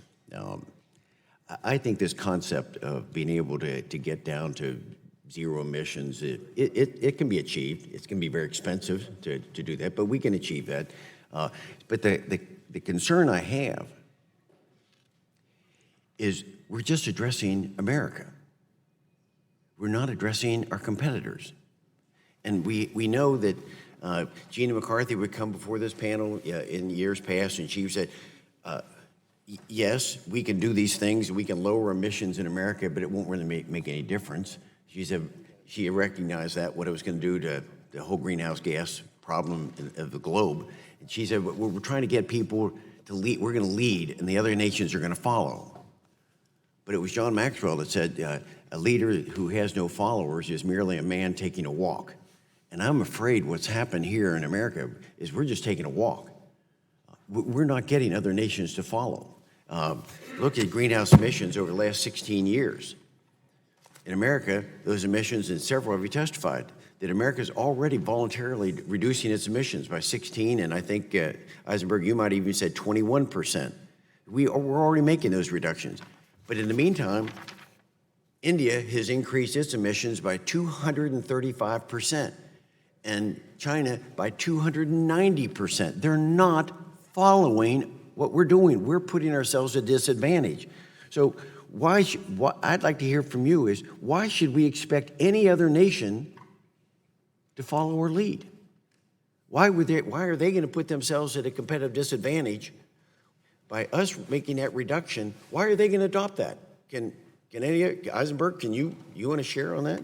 So we agree with that sentiment wholeheartedly, and that's specifically why we've called for us to re-engage on the international scale and get a real good agreement in place that is fair and equitable, and we'll make sure that we are not putting ourselves at a disadvantage. It's got to be the backbone of our climate policy. But how? Don't go 30,000 feet with me. How do we get it? Is it in a trade policy, or what are we going to do to get other nations to adopt so that we're on a level playing field? Because I'm afraid what's going to happen is more and more of our companies, the industrial companies, are going to locate or essentially go offshore and outsource their CO2 emissions because it's going to be cheaper to operate someplace else. I mean, leakage is a very real concern here, and that's why it's 30,000 foot because we haven't really gone there, but we made a lot of progress last time when we engaged internationally. There's more to be made. We really need to get this right, and there's a lot of different ways to get this. Give us a policy. How do we adopt, what is a policy that would allow us to be competitive, that would force other nations to adopt a standard that we all are producing it under those low emissions? I see your hand up. I just wanted Eisenberg to finish his thought. Sure, no, I because I wanted appreciate that. something I more won't specific, take too not long. 30,000 feet. So all countries have to, including all of the major emitters, have to agree to reductions, right? And there can't be this inequity of some countries basically getting a free pass till 2030, 2040, 2050 while we impose stuff on ourselves. It's got to be enforceable. It's got to be transparent. It's got to be pro-trade. It has to be innovative. It has to be enforceable by the WTO. I mean, these are all things that we're going to need to make sure that leakage doesn't happen and that we stay competitive. Aluminum's a good example, right? Okay, go ahead. Anyway, you seem to drift up to 30,000 feet again. I Yeah, want to know I've got something 3 discrete specific. policies that can do the job. Okay. And some of those are in my testimony. One of them is a border tariff. This is a topic which is extremely difficult, extremely dangerous, and extremely fraught. I don't say that lightly, but it is an option. If we had a border carbon adjustment, that would protect U.S. workers and U.S. industries as long as we decarbonized, and it would advantage us compared to some of those other countries. If they wanted to sell to us, they would have to hit that standard. Second option, something basically like the Montreal Protocol, where you have a sectoral group working together. We have multiple countries coming together, and they all set a standard for emissions for steel. You do that with the EU, you do that with Canada, you do that with Mexico, the United States, you get a bunch of countries together. At that point, they create a market that those other countries can't sell into. Japan, Korea, China, India, they can't enter those markets if they don't hit that standard. So you can either go alone or you can go together. The third thing is you can just be better. You can just have a better product, and that's a combination of procurement and innovation. Okay, well, thank you. And Dr. Freeman, I do hope you come back. You seem to be colorful in your presentation. I like your passion. I told Chairman Tonko that when I was in government, I hated testifying. Now that I'm out of government, I love testifying. It's a sickness. Yield back. Let me just state, we're so happy you're having fun. Yeah. The gentleman yields back. Chair now recognizes the gentleman from California, Representative Peters, for 5 minutes, please. Thank you, Mr. Chairman. It's been a fascinating hearing. Emissions from industrial sectors account for over a third of global carbon emissions, and just steel, cement, and basic chemicals account for a little more than over half that total.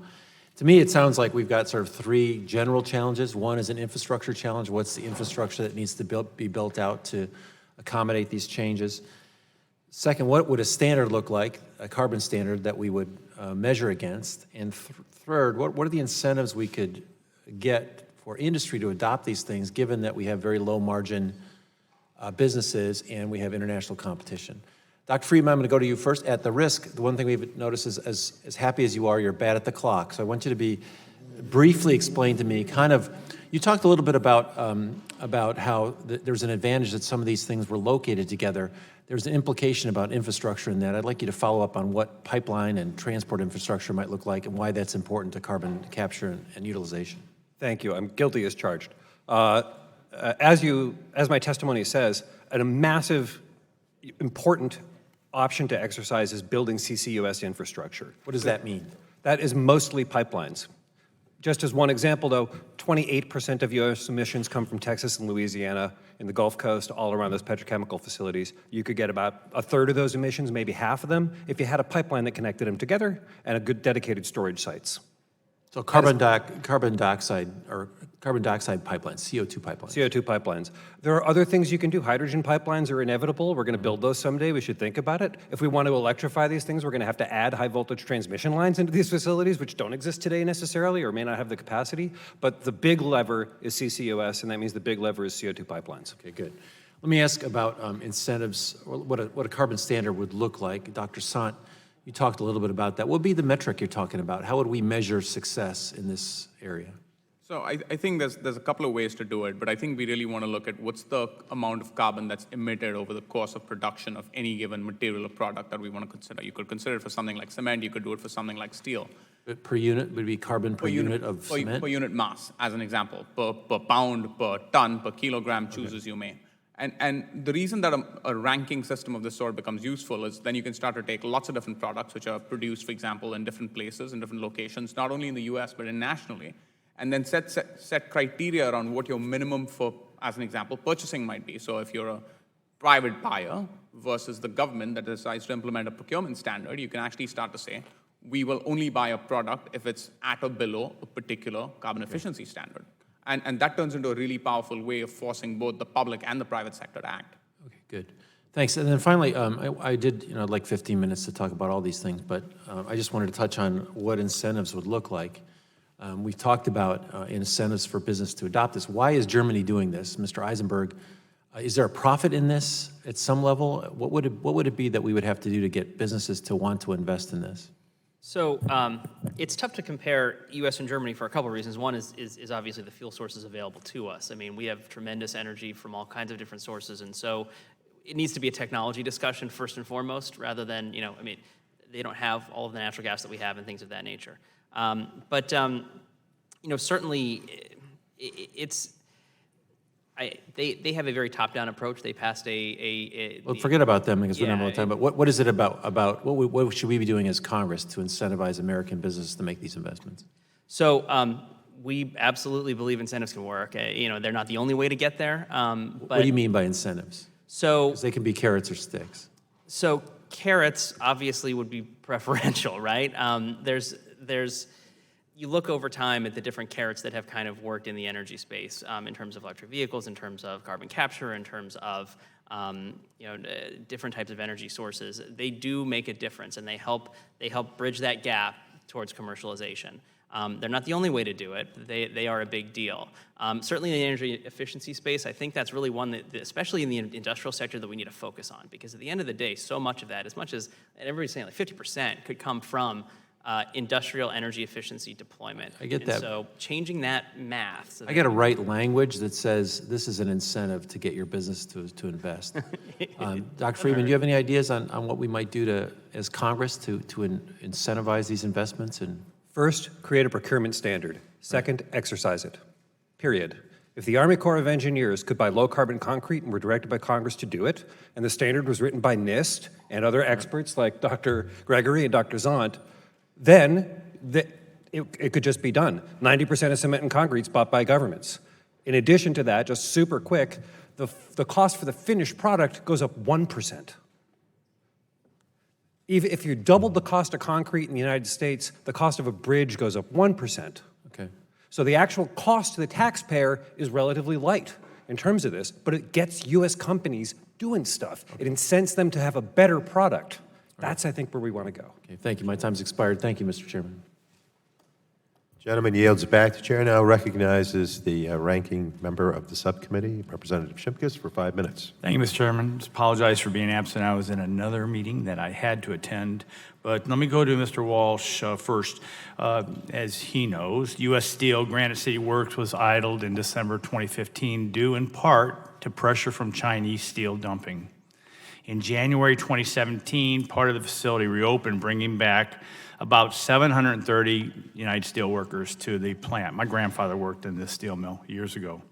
In March 2018, President Trump announced he would impose tariffs after the U.S. Department of Commerce Section 232 investigation, and U.S. Steel announced it would reopen the blast furnaces at Granite City and ramp up production soon after.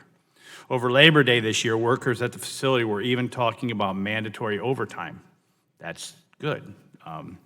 Regardless of whether one approves of the president's approach to trade or not, nobody can deny that cheap Chinese steel produced under lower environmental standards is a threat to our workers and the climate. If we impose additional cost on domestic steel production, what do you think would happen to the workers at Granite City? If it's done well and smartly, right, which we've been talking about. So in a context where we might be looking at different policies, doing something around border adjustments, it could be a win-win. If it's done badly, of course, we offshore jobs. Thank you. There is, I think, on this full panel, absolutely no support for the idea of offshoring U.S. manufacturing jobs. Right. No, and I think that's the major point. We've got to be careful in this debate that we don't offshore these jobs for lower environmental conditions and for workers. So I appreciate that. And we would, I mean, based upon your answer, you also kind of alluded to this. If we offshore these steel worker jobs and the plants, what would be the net environmental impact? Bad. Because it would be offshore to countries that have lower labor standards and environmental standards. Thank you, exactly. Mr. Eisenberg, thanks for being here. For 20 years, I've been talking about new source review. You have mentioned it in your testimony. That's low-hanging fruit. I would say, why don't we go there? I've been asking the same question. In fact, testified on a couple of years ago and asked the same question. Seems like an easy one, right? You know, this has been a barrier to both real and perceived, to the installation of equipment that would be more efficient and would reduce pollution at the manufacturing shop floor. Fixing this program to cure both the real and the perceived impacts of this would do a lot. And it is just one of the many things that will help us get those things into the line. We think it's so important. Yeah, and for my colleagues, the basic premise is, just correct me if I'm wrong, you have clean air standards, you maintain those clean air standards, so the boilers and emissions are already under the Clean Air Act. You replace a generator with a more efficient generator. No effect. Emissions are still the same. But because of the rules and regs, we have to totally re-permit that facility.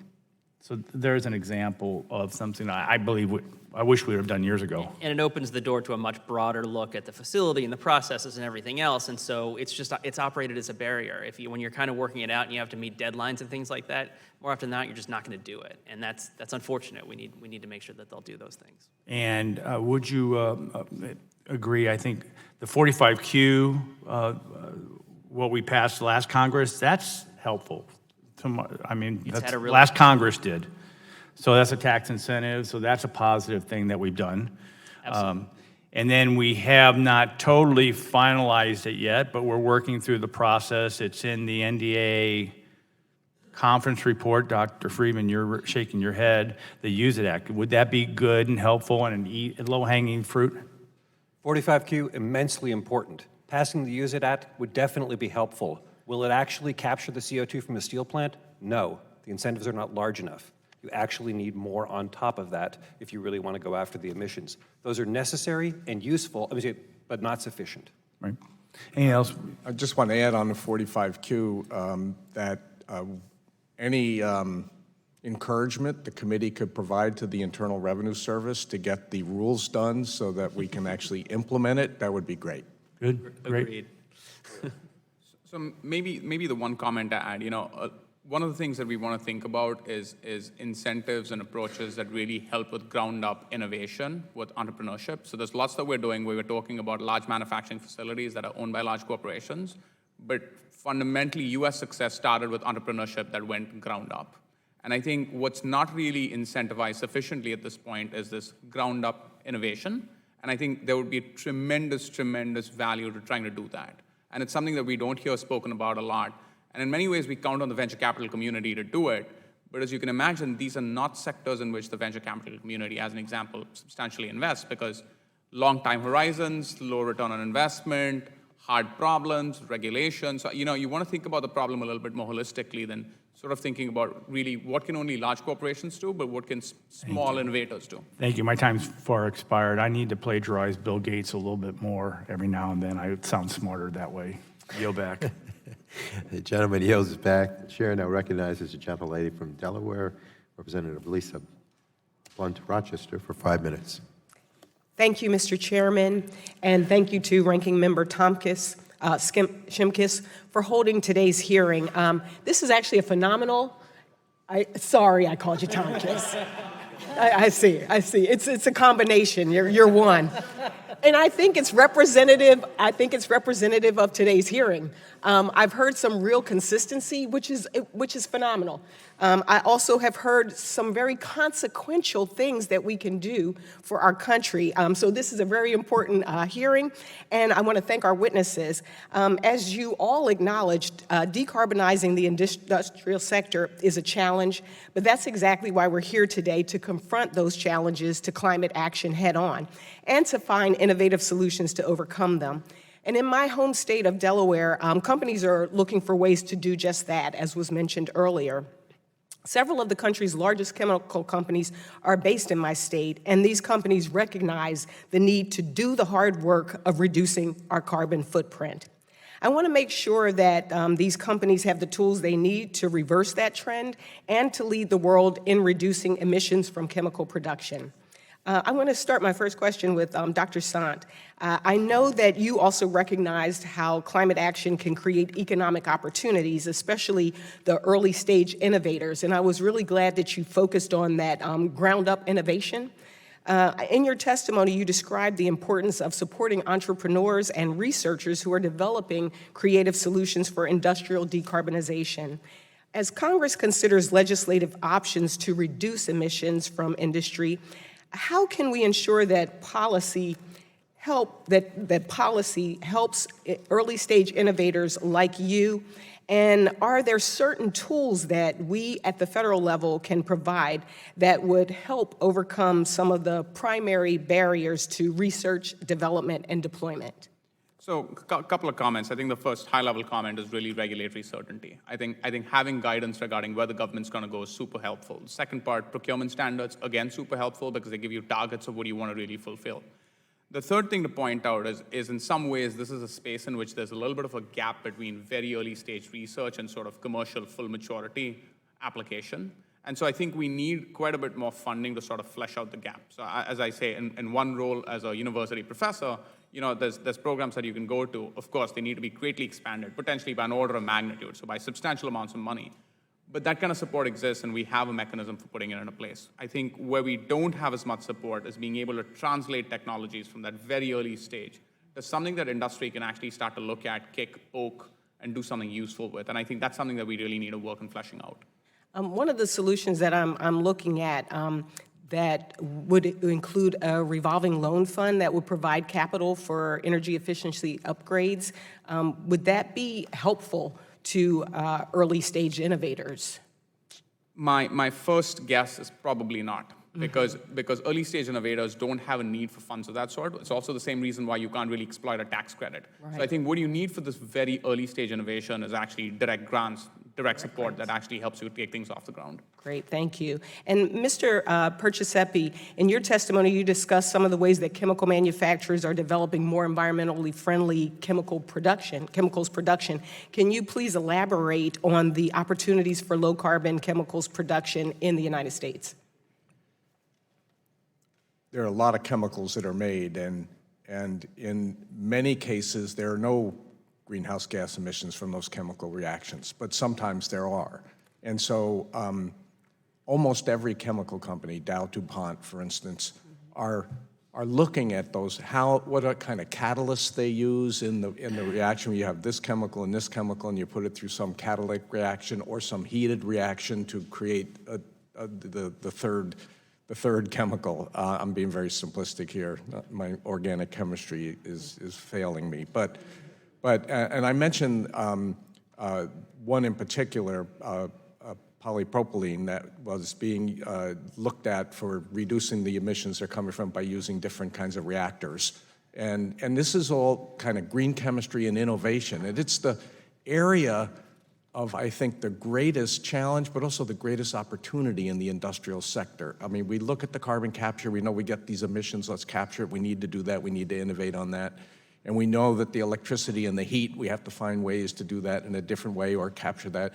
But the chemical processes, whether it's making, Only have 5 seconds left. I'm sorry. But Friedman, you got 3 seconds. University of Delaware has a world-leading program on turning CO2 into chemicals and plastics. For them to get funding the way that Dr. Sant needs it, there's 2 bills in front of Congress now, the CETA Act and the EFFECT Act. Both of those would create authorities within the Department of Energy, hundreds of millions of dollars to fund that kind of work. Fantastic. Thank you so much, and I yield back. Gentlelady yields back. The chair now recognizes the very patient Representative Long for 5 minutes. Thank you, Mr. Chairman. And my friend, the ranking member Shimkus, has been quoting Bill Gates all morning, and I'm sitting here thinking about Jed Clampett in his cement pond. So that's the difference in Missouri and Illinois. Dr. Gregory, in your testimony, you referenced the use of alternative fuels as an easy way to reduce emissions in the cement production process. In the United States, only 15% of fuel comes from these alternative sources, compared to the more than double that in the European Union. Can you explain why these alternative fuel sources would reduce emissions? Yes, basically the use of alternative fuels goes back to that heating the kiln that I mentioned, over 2,500 degrees Fahrenheit. Usually we use fossil fuels, coal, in some cases natural gas, because we need it to get that hot. The alternative fuels are often biomass or waste materials like scrap tires. And essentially those are the types of alternative fuels. The limitations usually are about concerns about clean air. But as you mentioned, in other countries, they use significantly more. So because the type of incineration that's done in those can still generate that energy from the waste materials while maintaining clean air. That kind of leads into my next question. How does federal policy discourage the use of these fuels, and how could environmental laws be reformed to promote their use? It's exactly that, trying to amend acts like the Clean Air Act and also RCRA to basically better allow for increased use of these alternative fuels in cement plants. And in your opinion, is this the easiest way to reduce carbon emissions in the cement industry, and how much of a reduction of carbon emissions would we see if the amount of alternative fuels we use rises to the level of the EU? This is one of the low-hanging fruits. We can definitely get increased emissions reductions associated with these alternative fuels. Like I said, at a global level, there's been some estimates that we can increase reductions by about 10%, and so which is definitely significant and something that we should go after. So it'd be a 10% reduction in carbon emissions. Yeah, carbon emissions. Yeah. Mr. Eisenberg, your testimony references the need to modernize the electric grid and make use of smart grid technologies. More broadly speaking, how do the new digital technologies drive innovation and lower greenhouse gas emissions, and can this be achieved without new government regulation? So there's a lot of new technologies out there. The grid, which was traditionally a one-way thing, a one-way highway, right, from the power plant to the end user, is now becoming much more of a two-way street. where we have things like demand response and a lot of these new technologies that allow the user and the user to become a producer, and you can have things like microgrids and things like that that really change it. There's a lot of ideas out there, some that involve government involvement, some that involve the private sector. I don't know that there's one perfect approach here, but it has unquestionable greenhouse gas emissions reductions benefits. DOE found that you could eliminate 277 million to 359 million tons of CO2 per year by upgrading this grid and allowing those new technologies the access that they need. Okay, unless anyone else needs my time, I'll yield back. The gentleman yields back. The chair now recognizes the gentleman from Florida, Representative Soto, for 5 minutes, please. Thank you, Mr. Chairman. I want to talk about sorting out fact from fiction here. We've heard a lot of comments today.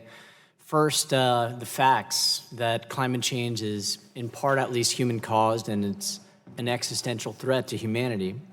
Another fact is that our chairman has set out a goal of getting to net zero carbon dioxide emissions by 2050.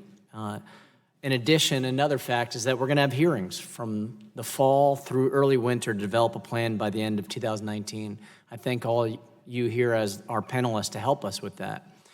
And another fact, we're open to an all of the above strategy on this ambitious net zero carbon dioxide goal by 2050.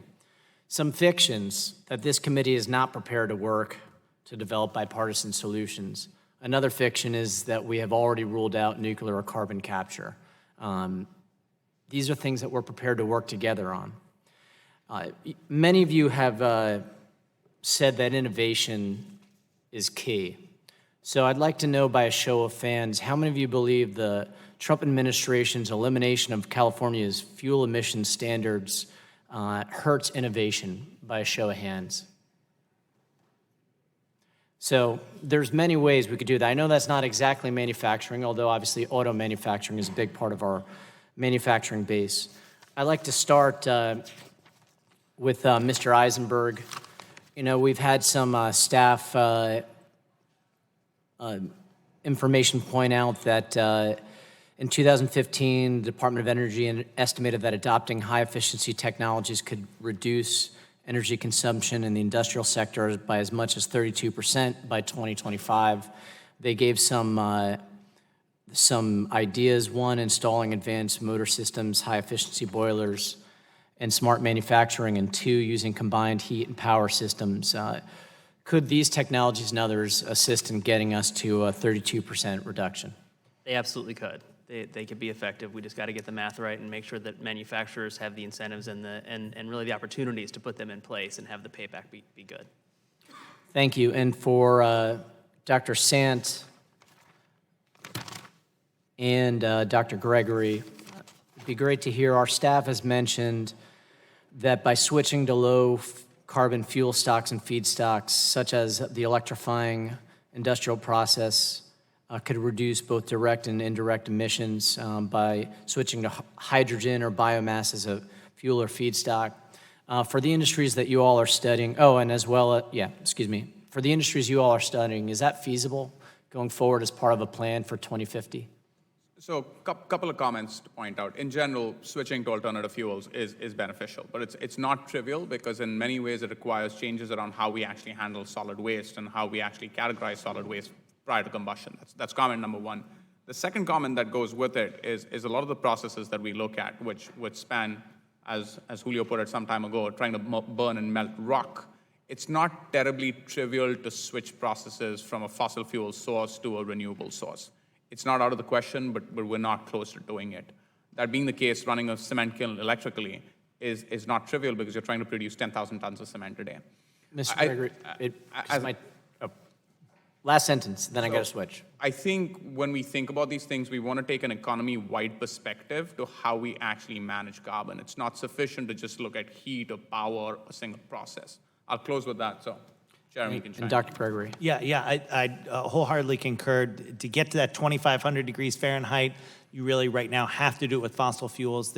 Are people looking at how you can do that through electrification, but it's not employed anywhere in the world because it's so difficult. So alternative fuels are sort of a short-term step that can be used until that type of technology or the hydrogen technology can be employed.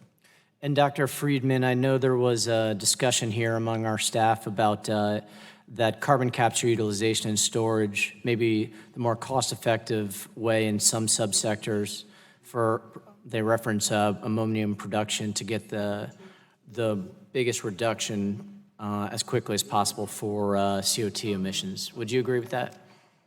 100%.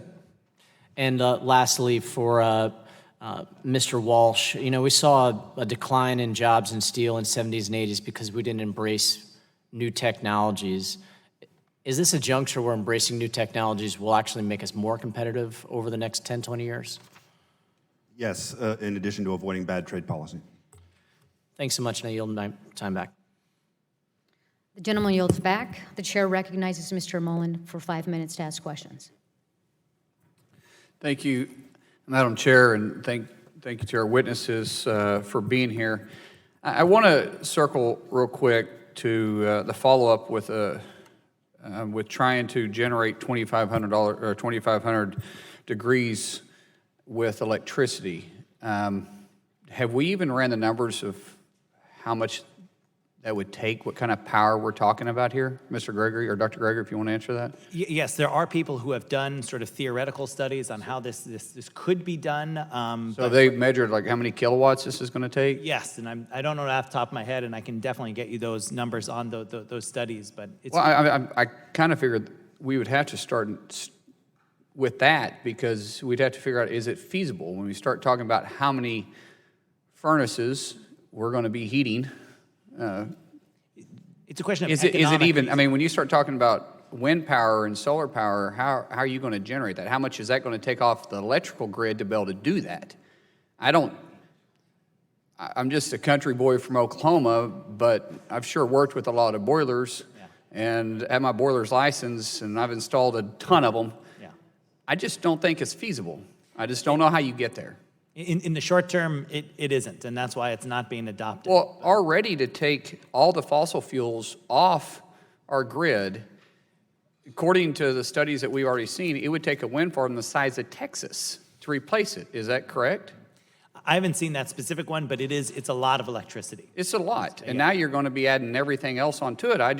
And we're not even factoring in heating our boilers up to 2,500 degrees with electricity. I mean, we all want clean air and clean water, but we've got to do it in an economic, responsible way, too. With that being said, we're talking about a lot with Dr. Gregory, talking about cement plants, and we know that we've moved to roughly 15% of our plants now are using natural gas instead of coal because coal's been the main source for a long time. I'm not against coal. I'm truly all the above energy as long as we do it in a clean way. What's prohibiting the rest of them to move to natural gas? Is it the accessibility? Is it the price? I mean, natural gas is pretty cheap right now. What is it that's prohibiting the other plants from moving? Both of those, having access to natural gas and then also just the investments associated Access, with meaning just like the pipelines? getting natural gas to the plant. It's the pipelines. Yeah, absolutely. The permitting process? Yes, yeah. Because there's a lot of areas around the country right now that would love to be able to sell their gas. Yeah.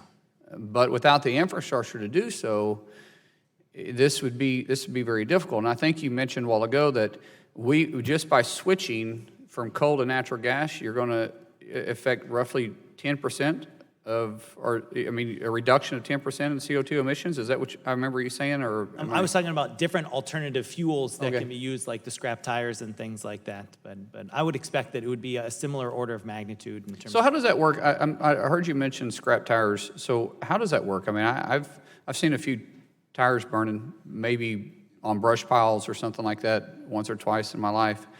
And they're pretty black when they're burning. So how do you make that clean if you can't make coal clean?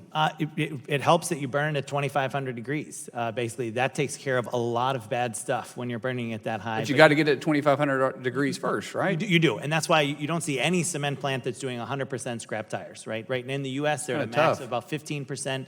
In Europe, it's about 35% maximum. So you got to get it at 2,500 degrees before you can throw the first tire on it, right? Absolutely, yes. Yeah. So that would take fossil fuel of some sort. Yes, yeah. And once again, I'm not opposed to clean energy at all. I'm just saying it's feasible. It's fun that we put out these goals of 2050, and we want to knock the president for saying, guys, we're not listening to California. They don't set the standard for the rest of the world. And we can say, yeah, it's going to cut innovation. That's an easy question because it does, when you have California go out there and make these emissions, it does force people to start getting there. But if it's not feasible, if the technology's not there, the regulation can't outrun the technology. It's not there yet. And I know we want to incentivize them to do it, but we incentivize by creating an environment for them to do that. We don't do that by regulating businesses out of business along the way. Absolutely. With that, I'll yield back. Thank you guys so much. The gentleman yields back. The chair now recognizes Ms. Schakowsky for 5 minutes to ask questions. So I have to tell you, my heart is pounding over this very high-level conversation because I'm not hearing this sense of urgency about this. You know, the United States of America has known about climate change since the Johnson administration. And I'm hearing about incentives and I'm hearing about making progress, but we are really and truly running out of time. There's a 16-year-old that's over at the Supreme Court right now, Greta Thunberg, who some know from Sweden, who made an important address to the United Nations and is now leading young people. She's 16 years old. A lawsuit, the Juliana suit, that says that this is 21 young people who are suing the government of the United States of America for knowing about climate change and doing nothing about it. Now, I just heard from my colleagues saying, well, if we don't provide these incentives, look, carbon emissions went up worldwide. They went up in the United States of America. We are not making progress. We are actually going backwards. And it is shameful that we are not sensing what young people are feeling, which is this sense of urgency. So I do have some questions. So we've been hearing for decades this issue, Mr. Walsh, this false claim that somehow tackling climate change will be a job killer. We're hearing it today. As someone who has worked closely with unions all your life, and how would you respond to that argument? Well, I think it's a straw man. Right? I think we can both create quality jobs and preserve a livable planet at the same time. And what we've been talking about today, and by the way, we share your sense of urgency, right? Which is why it's so important to be focused on the industrial sector now, because the lifespan of a lot of this capital equipment is so long. But we can do both. This is not a false choice. Okay. But we need smart policy, we need to support strong innovation, and we need to deploy. We've talked a lot about innovation, but at the end of the day, we're going to have to commercialize these technologies. Okay, but you know what? My sense of innovation is when there is regulation, industry responds and finds a way to do it. And I would like to ask you, Mr. Friedman, Dr. Friedman, is that? Have you not talked about a carbon tax? I have not talked about a carbon tax. Part of the reason why is because there aren't actually, a carbon tax, our analysis shows that it's helpful. It's in my testimony, it's helpful, but actually this sector is insensitive to a lot of carbon tax regulation. If you actually had a $50 a ton carbon tax, it wouldn't be enough to actually decrease the emissions from these facilities. So it would probably be get some stuff like the efficiency bits you probably get, but even a substantially high carbon tax is only one part of the solution set that you need. So what are some of the other parts? Well, if you want urgency, I've spent the last 20 years of my career trying to keep CO2 emissions out of the air and oceans. We have this technology set today that works. It's called carbon capture and storage. The best place in the country to do it is Texas. The second best place in the country to do it is Illinois. In fact, you can capture the CO2 from those facilities and put them underground. We already have a beginning with the tax incentives, but we actually need things like pipelines to take the CO2 from the Great Lakes District and move them down to central Illinois when you can store the CO2. We actually know everything we need to know about this, except for how to get financed. So- And that's actually where we think policy will be most important. I mean, it just seems to me that this idea of we somehow have to woo industry at long last to do what they need to do, to come up with innovation, is a too late strategy. That the time has come for us to take incredibly strong action. Does anyone else want to comment on that? Well, first of all, you are correct. But the one thing I do want to point out to the committee is many of us on this panel have been to many hearings about what to do with electricity, what to do with automobiles and transportation. This is the first time I've ever come before the United States Congress to talk about this very complicated issue of this remaining amount of emissions in the industrial sector that are very complicated. Now, we get those other two going with different kinds of electric vehicles. We know how to decarbonize electricity with nuclear and carbon capture and renewable energy. But this sector is something that hasn't been talked about enough, and I appreciate the fact that we're doing it. It's not urgent enough to just talk about it, but to me, it's a move in the right direction for the United States Congress to even have a hearing on this particular issue. Well, it's a pathetically small effort, and I'm for it, and I appreciate all of you being here today, but the talk is not going to solve the problem. Now we have to act, and any of the ideas that you have that we've heard today could be very useful. Thank you, and I yield back. The gentlewoman yields back, and now the chair recognizes Mr. Flores for 5 minutes of questions. Thank you, Madam Chair, and I want to thank the leaders of this subcommittee for hosting this hearing today. As I mentioned during our last hearing in July, we haven't always celebrated how the U.S. is leading in terms of emission reductions, and to correct the record from the last person who was asking questions, the EIA has recently put out their forecast that carbon emissions in the U.S. are going to decline again in 2019. So we are making progress in this regard. But it's been through innovation and market forces that have gotten this done, not government mandates or taxes. Innovation is the greatest contributor to our emissions reductions, which have been significant. As we continue to dramatically reduce our emissions, the U.S. has been able to retain the world's largest and fastest growing economy and a significant creator of jobs and economic opportunity. So instead of new taxes or mandates to decarbonize in some sort of a chaotic fashion, our climate policy should adapt on things that work, like innovation, conservation, adaptation, and resiliency. Unleashing these innovations at home will continue to ensure that not only do we maintain economic growth balanced with a healthy environment, but more importantly, we can export these technologies and this world-leading can-do spirit to contribute to growing energy demand in developing countries abroad. And today, I'm glad we're talking about the industrial sector. This is a sector which is responsible for numerous modern conveniences, from the roads we drive on to the buildings we live and work in, down to fertilizers that farmers use to feed families around the world.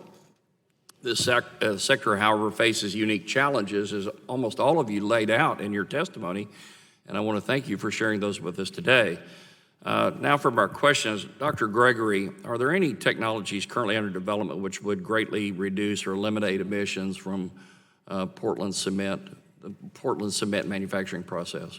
Yeah, there's basically 4 different ways that you can lower emissions from cement production. One is through CCUS that we've discussed. Mm-hmm. Another is through the use of blended cements, which are kind of a lower carbon alternative of cement. A third is the use of alternative fuels. And the last is increasing the energy efficiency within the cement plants. What would and this is a little bit of an abstract question, but what would the Green New Deal do to U.S. cement manufacturing and jobs? At least for me, that's a little bit hard question to ask, because I think there's a lot of large or high-level ideas, but it's hard to know exactly how that's implemented. There's kind of different ways in which it could go. It's certainly, like Mr. Walsh mentioned, it certainly is possible, I think, to create more jobs associated with green materials, but it has to be done in a way such that we ensure that the standards associated with those materials really can be done in this country, right? And it doesn't lead to leakage that happens to other countries where they don't have those same standards. I think it's safe to assume that a dramatic increase in energy prices or a curtailment of energy availability would dramatically cause the export of our cement manufacturing to overseas locations? It's certainly one potential option, but as we've heard, a lot of concrete is actually purchased by governments, and so that's certainly one way to start out, is to make sure those governments make decisions that are consistent with our values. Yeah. And continuing with you, Dr. Gregory, you mentioned the fact that concrete and other industrial processes have the need for high temperature heat sustained over long periods of time. There have been we've talked conceptually here about electrifying that process, which I think is a good direction to go. The challenge is, where does the electricity come from? What produces the electrons? And so Mr. McNerney from California and I introduced a bill that passed the House last week to create new fuels for next generation reactors, because at the end of the day, nuclear energy is the only zero carbon, zero emissions source of baseload power that we have. You can't get it from wind, you can't get it from solar.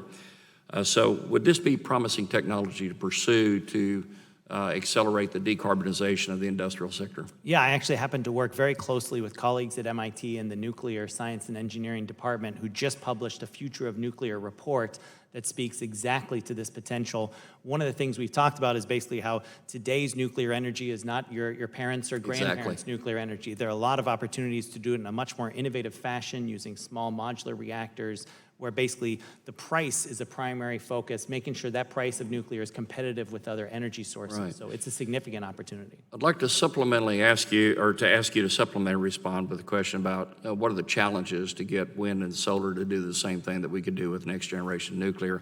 And so that gives me a second to ask one final question. Are there other ways to sequester carbon, to sink carbon, other than CCUS? And the cost effect, and that's open for the panel. So Mr. Persky, I can't pronounce your name, Mr. Persky. Sippy. If they could just put Bob up there, you would be able Bob, to okay, do it. Bob. Well, I think there are a lot of different ways to capture the carbon. Sometimes you can change the process, the carbon dioxide. Sometimes you could change the actual process of, like, running a turbine so that the exhaust that comes out is actually relatively pure carbon dioxide. So you don't need to have some chemical process to capture it. And then what you do with it can be sequestration in the geology. We've been using it for enhanced oil recovery to reuse old oil wells. Right. And there are many, we talked earlier about building materials and actually using it to make fuels. Dr. Gregory? And try to keep your answer short if you can. Sure. I'm at the forbearance of the chair here. Absolutely. We've heard several options for taking carbon and putting it back into building materials. Binders are actually only like 10% of concrete. Aggregates are much heavier and present actually a larger source of opportunity to store carbon that can be used in asphalt and concrete and all kinds of things. The gentleman's time has expired. The gentleman yields back. Thank you. And now the chair recognizes the gentleman from California, Mr. McNerney, for 5 minutes of questions. I thank the chair. I want to thank the panel. Your testimony has been very informative, and I appreciate that. There's effort that goes into this. We hear a lot about innovation, but Dr. Friedman, would you say that innovation and regulation go hand in hand?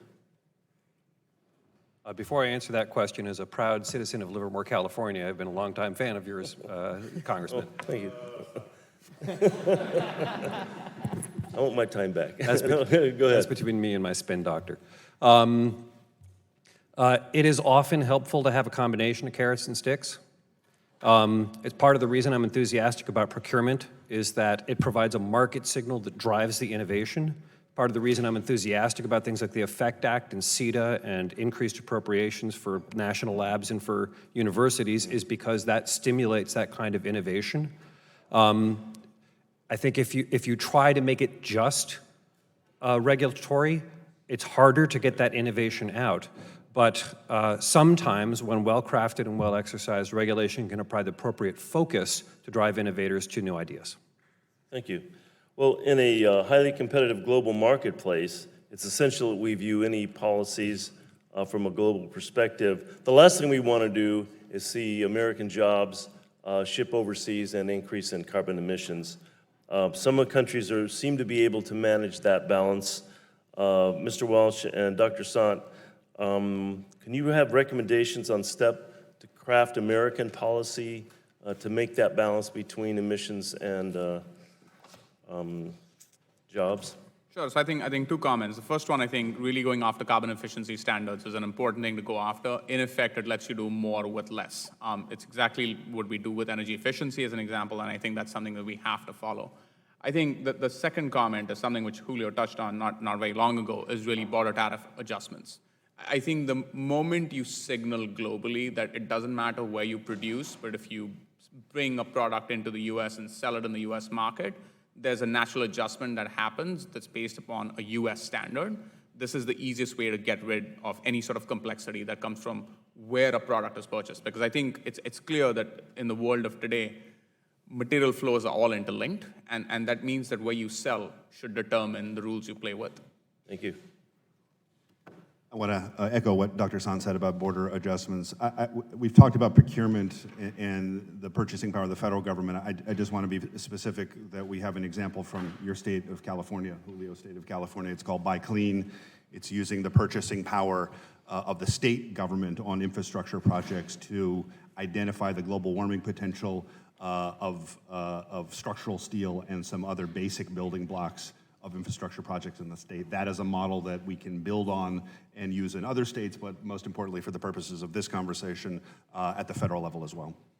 Thank you. Dr. Ray, you said something that intrigued me, that we need more performance-based specifications than prescriptive specifications. Could you talk about that a little bit? Sure, yeah. Usually when concrete is specified by engineers, including perhaps Mr. McKinley, who's no longer here, but basically they're very specific about like the amount of cement that needs to be used. We're actually usually putting limits on what we call supplementary cementitious materials, like fly ash from coal-fired power plants or slag from steel. And they limit those because of concerns that exist maybe at one point about durability or the performance of the concrete. It turns out a lot of those prescriptive specifications that are very specific, a lot of people don't remember why they were put in place, so they don't have justification for them. So instead of saying, here's exactly how you make the concrete, say, this is what we're looking for in terms of strength, durability, stiffness, et cetera, and then require tests to basically demonstrate that you can meet those. And that's exactly the type of thing that I think if you implement like a Buy Clean Act, you need those types of things to go hand in hand with it, because not all concrete is the same. Different mixtures are different. Very good, thank you. Mr. Persepi, I appreciate your comments about trade exposure. I think that's sort of been fleshed out a little bit here, the trade adjustments, but we need to have standards in the United States before we can start imposing trade adjustments, border adjustments. Wouldn't that be the case? Yes. Obviously, you'd be trying to protect some exposed part of the industrial sector, and this is where most of it comes. When you do climate policy, it's going to be in the industrial sector. It has to actually have a requirement that may, and I want to point out that it's always possible some of these processes we're talking about could reduce the cost of making some of these things. But if it's a trade exposed and it does have an increased costs and there's an importation of products that are not meeting those standards, that's where you put the border adjustment on, so that I'm being very simplistic here, it can get very complicated very quickly. In a 5-minute thing, you don't have time to be more than simplistic. Thank you. I yield back. The gentleman yields back. See nobody on this side. The chair recognizes the gentlewoman from California, Ms. Matsui, for 5 minutes to ask questions. Thank you very much, Madam Chair, and I thank the witnesses for being here with us today, and so we can discuss options and what is considered to be one of the most difficult sectors in our country to decarbonize. While decarbonizing the industrial sector may seem daunting, I look at policies and initiatives championed in my state of California and take hope in that the state has paved the way, and we all know that, proposing and testing out solutions that are already making a difference in emissions and in how industries are designing their operations. As you may know, the state of California has for the past 9 years been operating under the low carbon fuel standard, which sets an average carbon content for fuels that declines annually. One of the leading contributors of emissions in the industrial sector, petroleum refineries, is a regulated party under the LCFS. The LCFS has been successful in incentivizing refiners to switch operations to produce biofuels and other alternative fuels and has introduced and expanded the use of cleaner alternatives for fuel consumption. Mr. Perchasefi or Dr. Sant, can you describe the benefits in terms of emissions reduction we see an expanded use of low carbon or zero carbon fuels in the industrial sector? Well, in the industrial sector, unlike some of the transportation fuels in California, there's a lot of opportunity. I mean, we were talking about the extremes earlier of 2,500 degrees, which is very hot, warm even. So, but there's lots of thermal needs in industry that are a lot less high temperatures that can be converted to electricity as an alternative to using a fossil fuel. And if the electricity is coming from a decarbonized electric system, then you've got the impact. So it's like many things we deal with in these complicated issues. It's never binary. It's neither this or that. Right. But the extremely high temperatures, we have to find alternative ways to do it that we're not quite sure yet. But the lower temperature, the lower heat temperatures, we already have options. We got ideas. Okay, great. How important do you think nationwide price on carbon, such as cap and trade, is to reducing emissions from the industrial sector? Dr. Sant, or? I think it's fundamentally important. I think it's something that we have to be able to do, to have a nationally agreed upon price.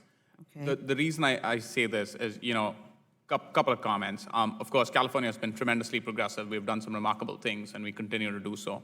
I think looking nationwide, you want to have consistency. And so you don't want to, again, have, like I say, two sets of standards, one for California, one for elsewhere. And that's why having consistency in pricing helps industry plan for what they're going to do across the nation. So you think it's economically feasible for industrial sector across the country to do this more broadly, is what you'd like to see? In principle, it is. Absolutely, no question. It's also where the world is headed. So I think it behooves us to do it. That being the case, I think we need to be thoughtful about how we approach it. Okay.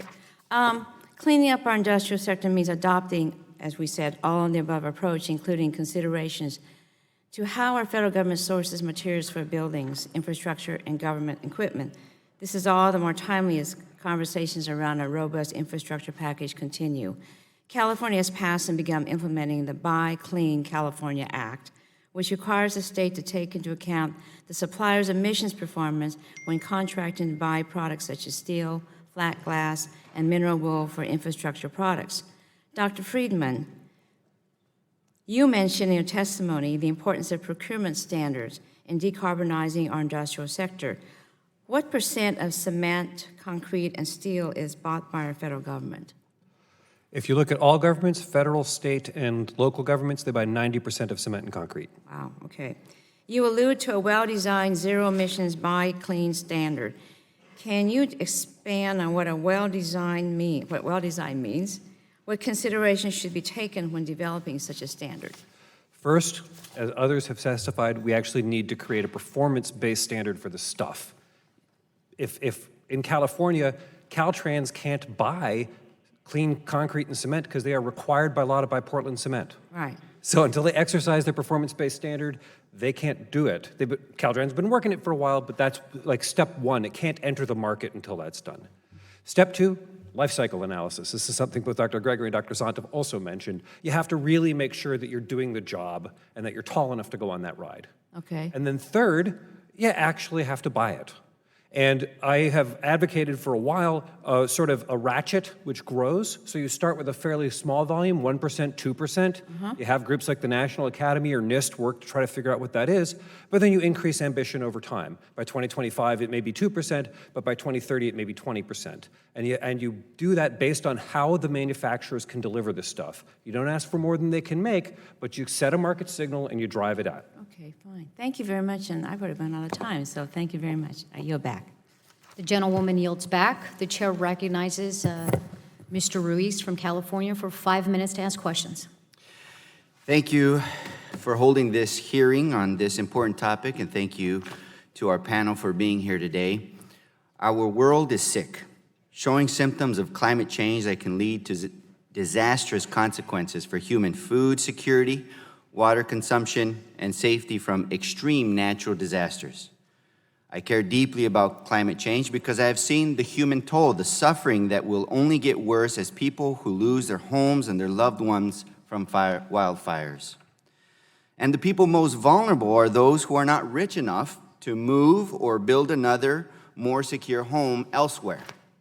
This week, climate activists around the world will be making their mark to raise the alarm and demand climate justice for everyone. And I agree with that sentiment and their efforts. 16-year-old Greta Thunberg has picked the consciousness of an entire planet and pushed a call to action. And this committee must answer that call to action with real policies that lead to real changes to reduce our dependency on fossil fuels through a clean economy for a clean environment. We must do it for my twin daughters, for our children, our grandchildren, and their children, for our public's health and our nation's security. And we are already witnessing and living the negative effects of climate change in increasingly more dramatic ways. For example, in my district, in California's 36th district, drought has crippled our water supply for years. Increased heat and drier environments have led to more intense and frequent wildfires in our mountain forests. Extreme rains have led to expensive infrastructure damage requiring federal disaster aid. Even Joshua trees at our beloved Joshua Tree National Park, the iconic symbol of desert life, may go extinct due to rising temperatures. America, California especially, has been a leader in replacing harmful fossil fuels by pioneering new technologies that harness natural sources, including wind, solar, and hydrogen for everything from homes to transportation. For example, Sunlight Transit in my district uses buses that run on clean hydrogen. Homes and schools are powered by wind farms and solar panels that use nature's awesome power without threatening our ozone. Clean energy is the future, the antidote to climate change that we must work towards as a country. A clean energy future is attainable and essential. And the time for talking is over. The time for action is now.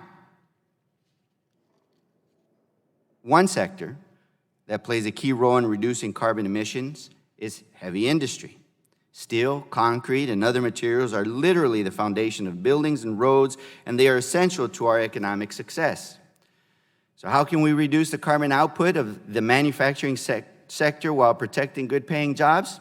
Well, we must develop and deploy new technologies that help the manufacturing sector further reduce their carbon footprint. This is where the value of international agreements comes in. We must hold other countries accountable through international climate agreements. This is why withdrawing from the Paris Agreement hurts our efforts to reduce climate change. This is why the UN Summit on Climate is such an important opportunity. Without a global agreement, other countries will continue to burn fossil fuels without any obligation to invest in new technologies. In fact, we've heard from several of you today on how other countries like those in the Southeast Asia are increasing their coal and fossil fuels emissions. We've also discussed how we can ensure that American companies don't lose out while making an effort to reduce emissions. With that in mind, I'd like to dig further into how we establish that advantage for U.S. companies. Mr. Friedman, given that our goal is to help industrial sector achieve a competitive advantage, what is the best way for government, academic research institutions, and industry to work together? As I said in my testimony, procurements, innovation, infrastructure investments, you actually need to have a government analytical function so we can make sense out of all this stuff. But if you want to even just find facts on these topics, it's hard to do. And then last, we actually do need to have international agreements and partnerships on this exact topic because this is all bound into international trade. Dr. Gregory, and as an expert, you have watched these technologies evolve. What is the best way to make sure that newly developed technologies are deployed in a timely and efficient manner? There has to be market demand for them. And one of the best ways to do that is through procurement policies because there is so much government purchasing of concrete. Having said that, we need to make sure that the engineers are also interested in specifying these low carbon materials. So we need to ask for their performance and also for their carbon footprint as well. Thank you. The gentleman yields back. The chair now recognizes myself for 5 minutes to ask questions. First of all, thank the witnesses for being here today. I want to thank you, Mr. Walsh, for your testimony about bringing up the issue of frontline communities and communities of color who are disproportionately impacted by the pollution that's happening and by what we're seeing happening on climate. I happen to represent one of those districts. It's a district that includes the Port of Los Angeles in South LA. It's about almost 90% Latino African American. It's a district where it's low income, it's minority, there is industry there, there's manufacturing, and of course the port. And on top of all that, we're surrounded by 3 freeways. And so when you talk about air pollution and you talk about negative health impacts, my communities are often seen with inhalers around their necks. The doctor's offices pack these inhalers for the children. It's heartbreaking to see. And so we're seeing across the country a call, a demand for action on climate. In my own community, I see it day in and day out because of the health impacts and because of what is happening with the planet. And so one of the things that we've talked about today has been very helpful, talking about procurement and the different ideas here. You touched a little bit about a just transition, and I would like for you maybe to expand a little bit on that. When drafting policy and legislation, what can we put in that to make sure that we are not leaving communities behind like my district? And I think the second part of that is, and I think you mentioned this as well, is that they should be first in line and they should get priorities. And if they don't, they won't be able to participate in a clean economy. Mr. Walsh? Thank you for that very important question and for putting a really fine point on the fact that we're not just talking about climate here, we're talking about health and health as it affects particular communities. I think with respect to just transition, we also need to acknowledge that neither the impacts in terms of environmental pollution and climate change are felt disproportionately by particular communities and particular people. There are also, as we transition away from certain fossil fuels like coal, impacts in that transition away in coal communities, for example, that are not spread evenly across the country. They're hit in eastern Kentucky or southern West Virginia. So I think a first order of business is just being very clear about where impacts are being felt and who is being impacted, and targeting federal investment, particularly in this respect, economic and workforce investment, both to make sure that we are taking care of workers and providing opportunities to workers to get into new jobs created. It's also about community revitalization and economic diversification. We have to be very targeted about that as well. We don't always have the ability to target with broad-scale federal programs. There are regionally focused programs we used quite a bit, like the Appalachian Regional Commission, to target investments. I think we need to do a better job to get those investments to districts like yours. So one of the things I hear back, I get pushback on is, well, that's great, we're going to train people for cleaner jobs, but then the jobs won't be there. Is that accurate? Is that the choice? I think we have to be careful about not overpromising anything. I've certainly been guilty in the past of probably doing a little bit too much green jobs evangelism, even though I think these are an important opportunity. But we're more interested now in making sure we develop very concrete pathways into those jobs. There are specific ways we know work. We know registered apprenticeship programs work. We know pre-apprenticeship programs that get folks from low-income communities and communities and workers who've been underrepresented in the construction trades, as an example, into those registered apprenticeship programs, so that we're not just creating jobs, we're creating career pathways and careers for those folks. Great, thank you. Oh, you know, one of my colleagues earlier said that he was unclear why we set goals, and that, you know, it's when California sets goals and standards that are different than the rest of the country, it's not feasible for business. I happen to disagree with that. I happen to think that when you set goals, when you set bold and aggressive action and milestones, It does force people to come up with innovation quicker. It forces Congress to come up with incentives quicker. In California in particular, and especially today with what's going on with the administration and the rollback on the fuel standards in California, I think that we actually have the industry, the car industry, saying don't do this. And so to hear that it's not feasible for industry, you actually have industry saying, no, wait a second, don't roll these back. And so I just wanted to take a moment to disagree on the record and say that there are benefits when you set goals, when you set milestones. Sometimes it gets Congress to act quicker, sometimes it gets companies and industry to act quicker. In this instance, I think that seeing the positive benefit of what's happening to the clean air and the cleanup of pollution in California is happening. Mr. Walsh, I can give you 3 seconds, I just but want I've got to wrap. You make an important point. I want to also add a jobs point. By the agencies, federal agencies' own analysis, not only when the Trump administration proposes to roll back fuel economy standards, not only are we having a pollution impact, we're actually losing jobs. They estimate that 60,000 fewer jobs will result from their rollback of fuel efficiency standards because we are investing in a whole set of new technologies that create those jobs. Great. Thank you, Mr. Walsh. And with that, I yield back. The chair recognizes the gentle lady from Michigan, Ms. Dingell, for 5 minutes of questions. Thank you, Madam Chair. I'm 100% clean economy by 2050 may be ambitious, but we have to get there. And since you both closed on the subject of California, I think I'll start there. I am probably as angry as anybody at the announcement that was made today by the president when every single car company asked him not to do it. And he has rolled back. He is creating uncertainty. He is putting this in the courts for years to come. It is taking capital away from investment that needs to be done to get the newer technologies. I want to ask Mr. Perciasepi and Mr. Walsh, what is the ultimate impact of the president's decision today to revoke California's fuel emissions waiver as it relates to our efforts to reduce emissions? I'll start with Mr. Perciasepi and let Mr. Walsh go next. Okay. Yes.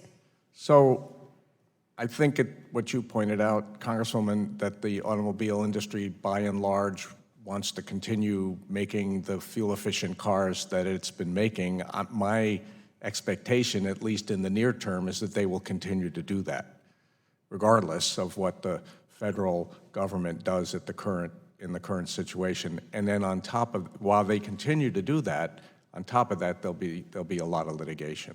But I think in the near term, the long term may be different, but in the near term, the automobile industry, as you well know, is 4 years ahead of what it's doing, right? What it's doing now, it was working on 4 years ago, and what it's going to be doing 4 years from now, it's working on now, and it's not going to stop. The industry is not going to stop. But industry is not. I don't want to answer my own question. I want the experts to give us the answer. That's what I, yes. Yeah. Mr. Walsh. BGA issued a report which found that clean car standards and the consistency of those standards, right, helped drive investment of over $63 billion in facilities across the country in 100 factories. So to my earlier point, this is a jobs issue. When you see that level of investment, you're also creating and sustaining automotive jobs. When we take away that standard, when we create regulatory uncertainty, we freeze investment and we lose jobs. So let me ask you this again, both of you. How will instituting strong fuel economy standards, or what President Obama was trying to do, help with year-to-year increases, help us achieve that net zero that we're trying to get to by 2050? And is permanent damage being done to that goal in the transportation sector?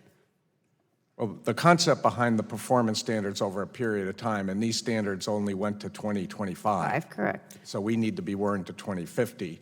But to 2025, they kept reducing the average of emissions. It's actually a performance standard, grams per mile of greenhouse gases, even though we say CAFE.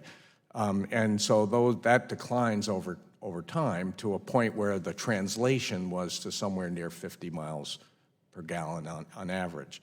Now that has a significant reduction in those vehicles that are sold in 2025 in the amount of greenhouse gases they produce on an annual basis. But of course, this is all related to how many miles somebody drives and all this other stuff. But you're looking at the average. I think, as I just mentioned, and I believe in the near term, in the next couple of years, the automobile industry will continue to sell the kinds of cars that they were programmed to make. At least some of them are. Yeah. Let me ask you, I'm not going to have you answer that question because I'm down to a minute. But what does this do to the electric vehicle? Which I frequently get asked by some young people, why are you so focused on the electric vehicle? Maybe anybody who wants to answer this, but are we correct that the electric vehicle is key to getting to a carbonless or non-gasoline or engines, other forms? There are other forms that are being done. And are we doing enough in the transportation sector to get to where we need to go? And or do you think we're going backwards instead of forwards?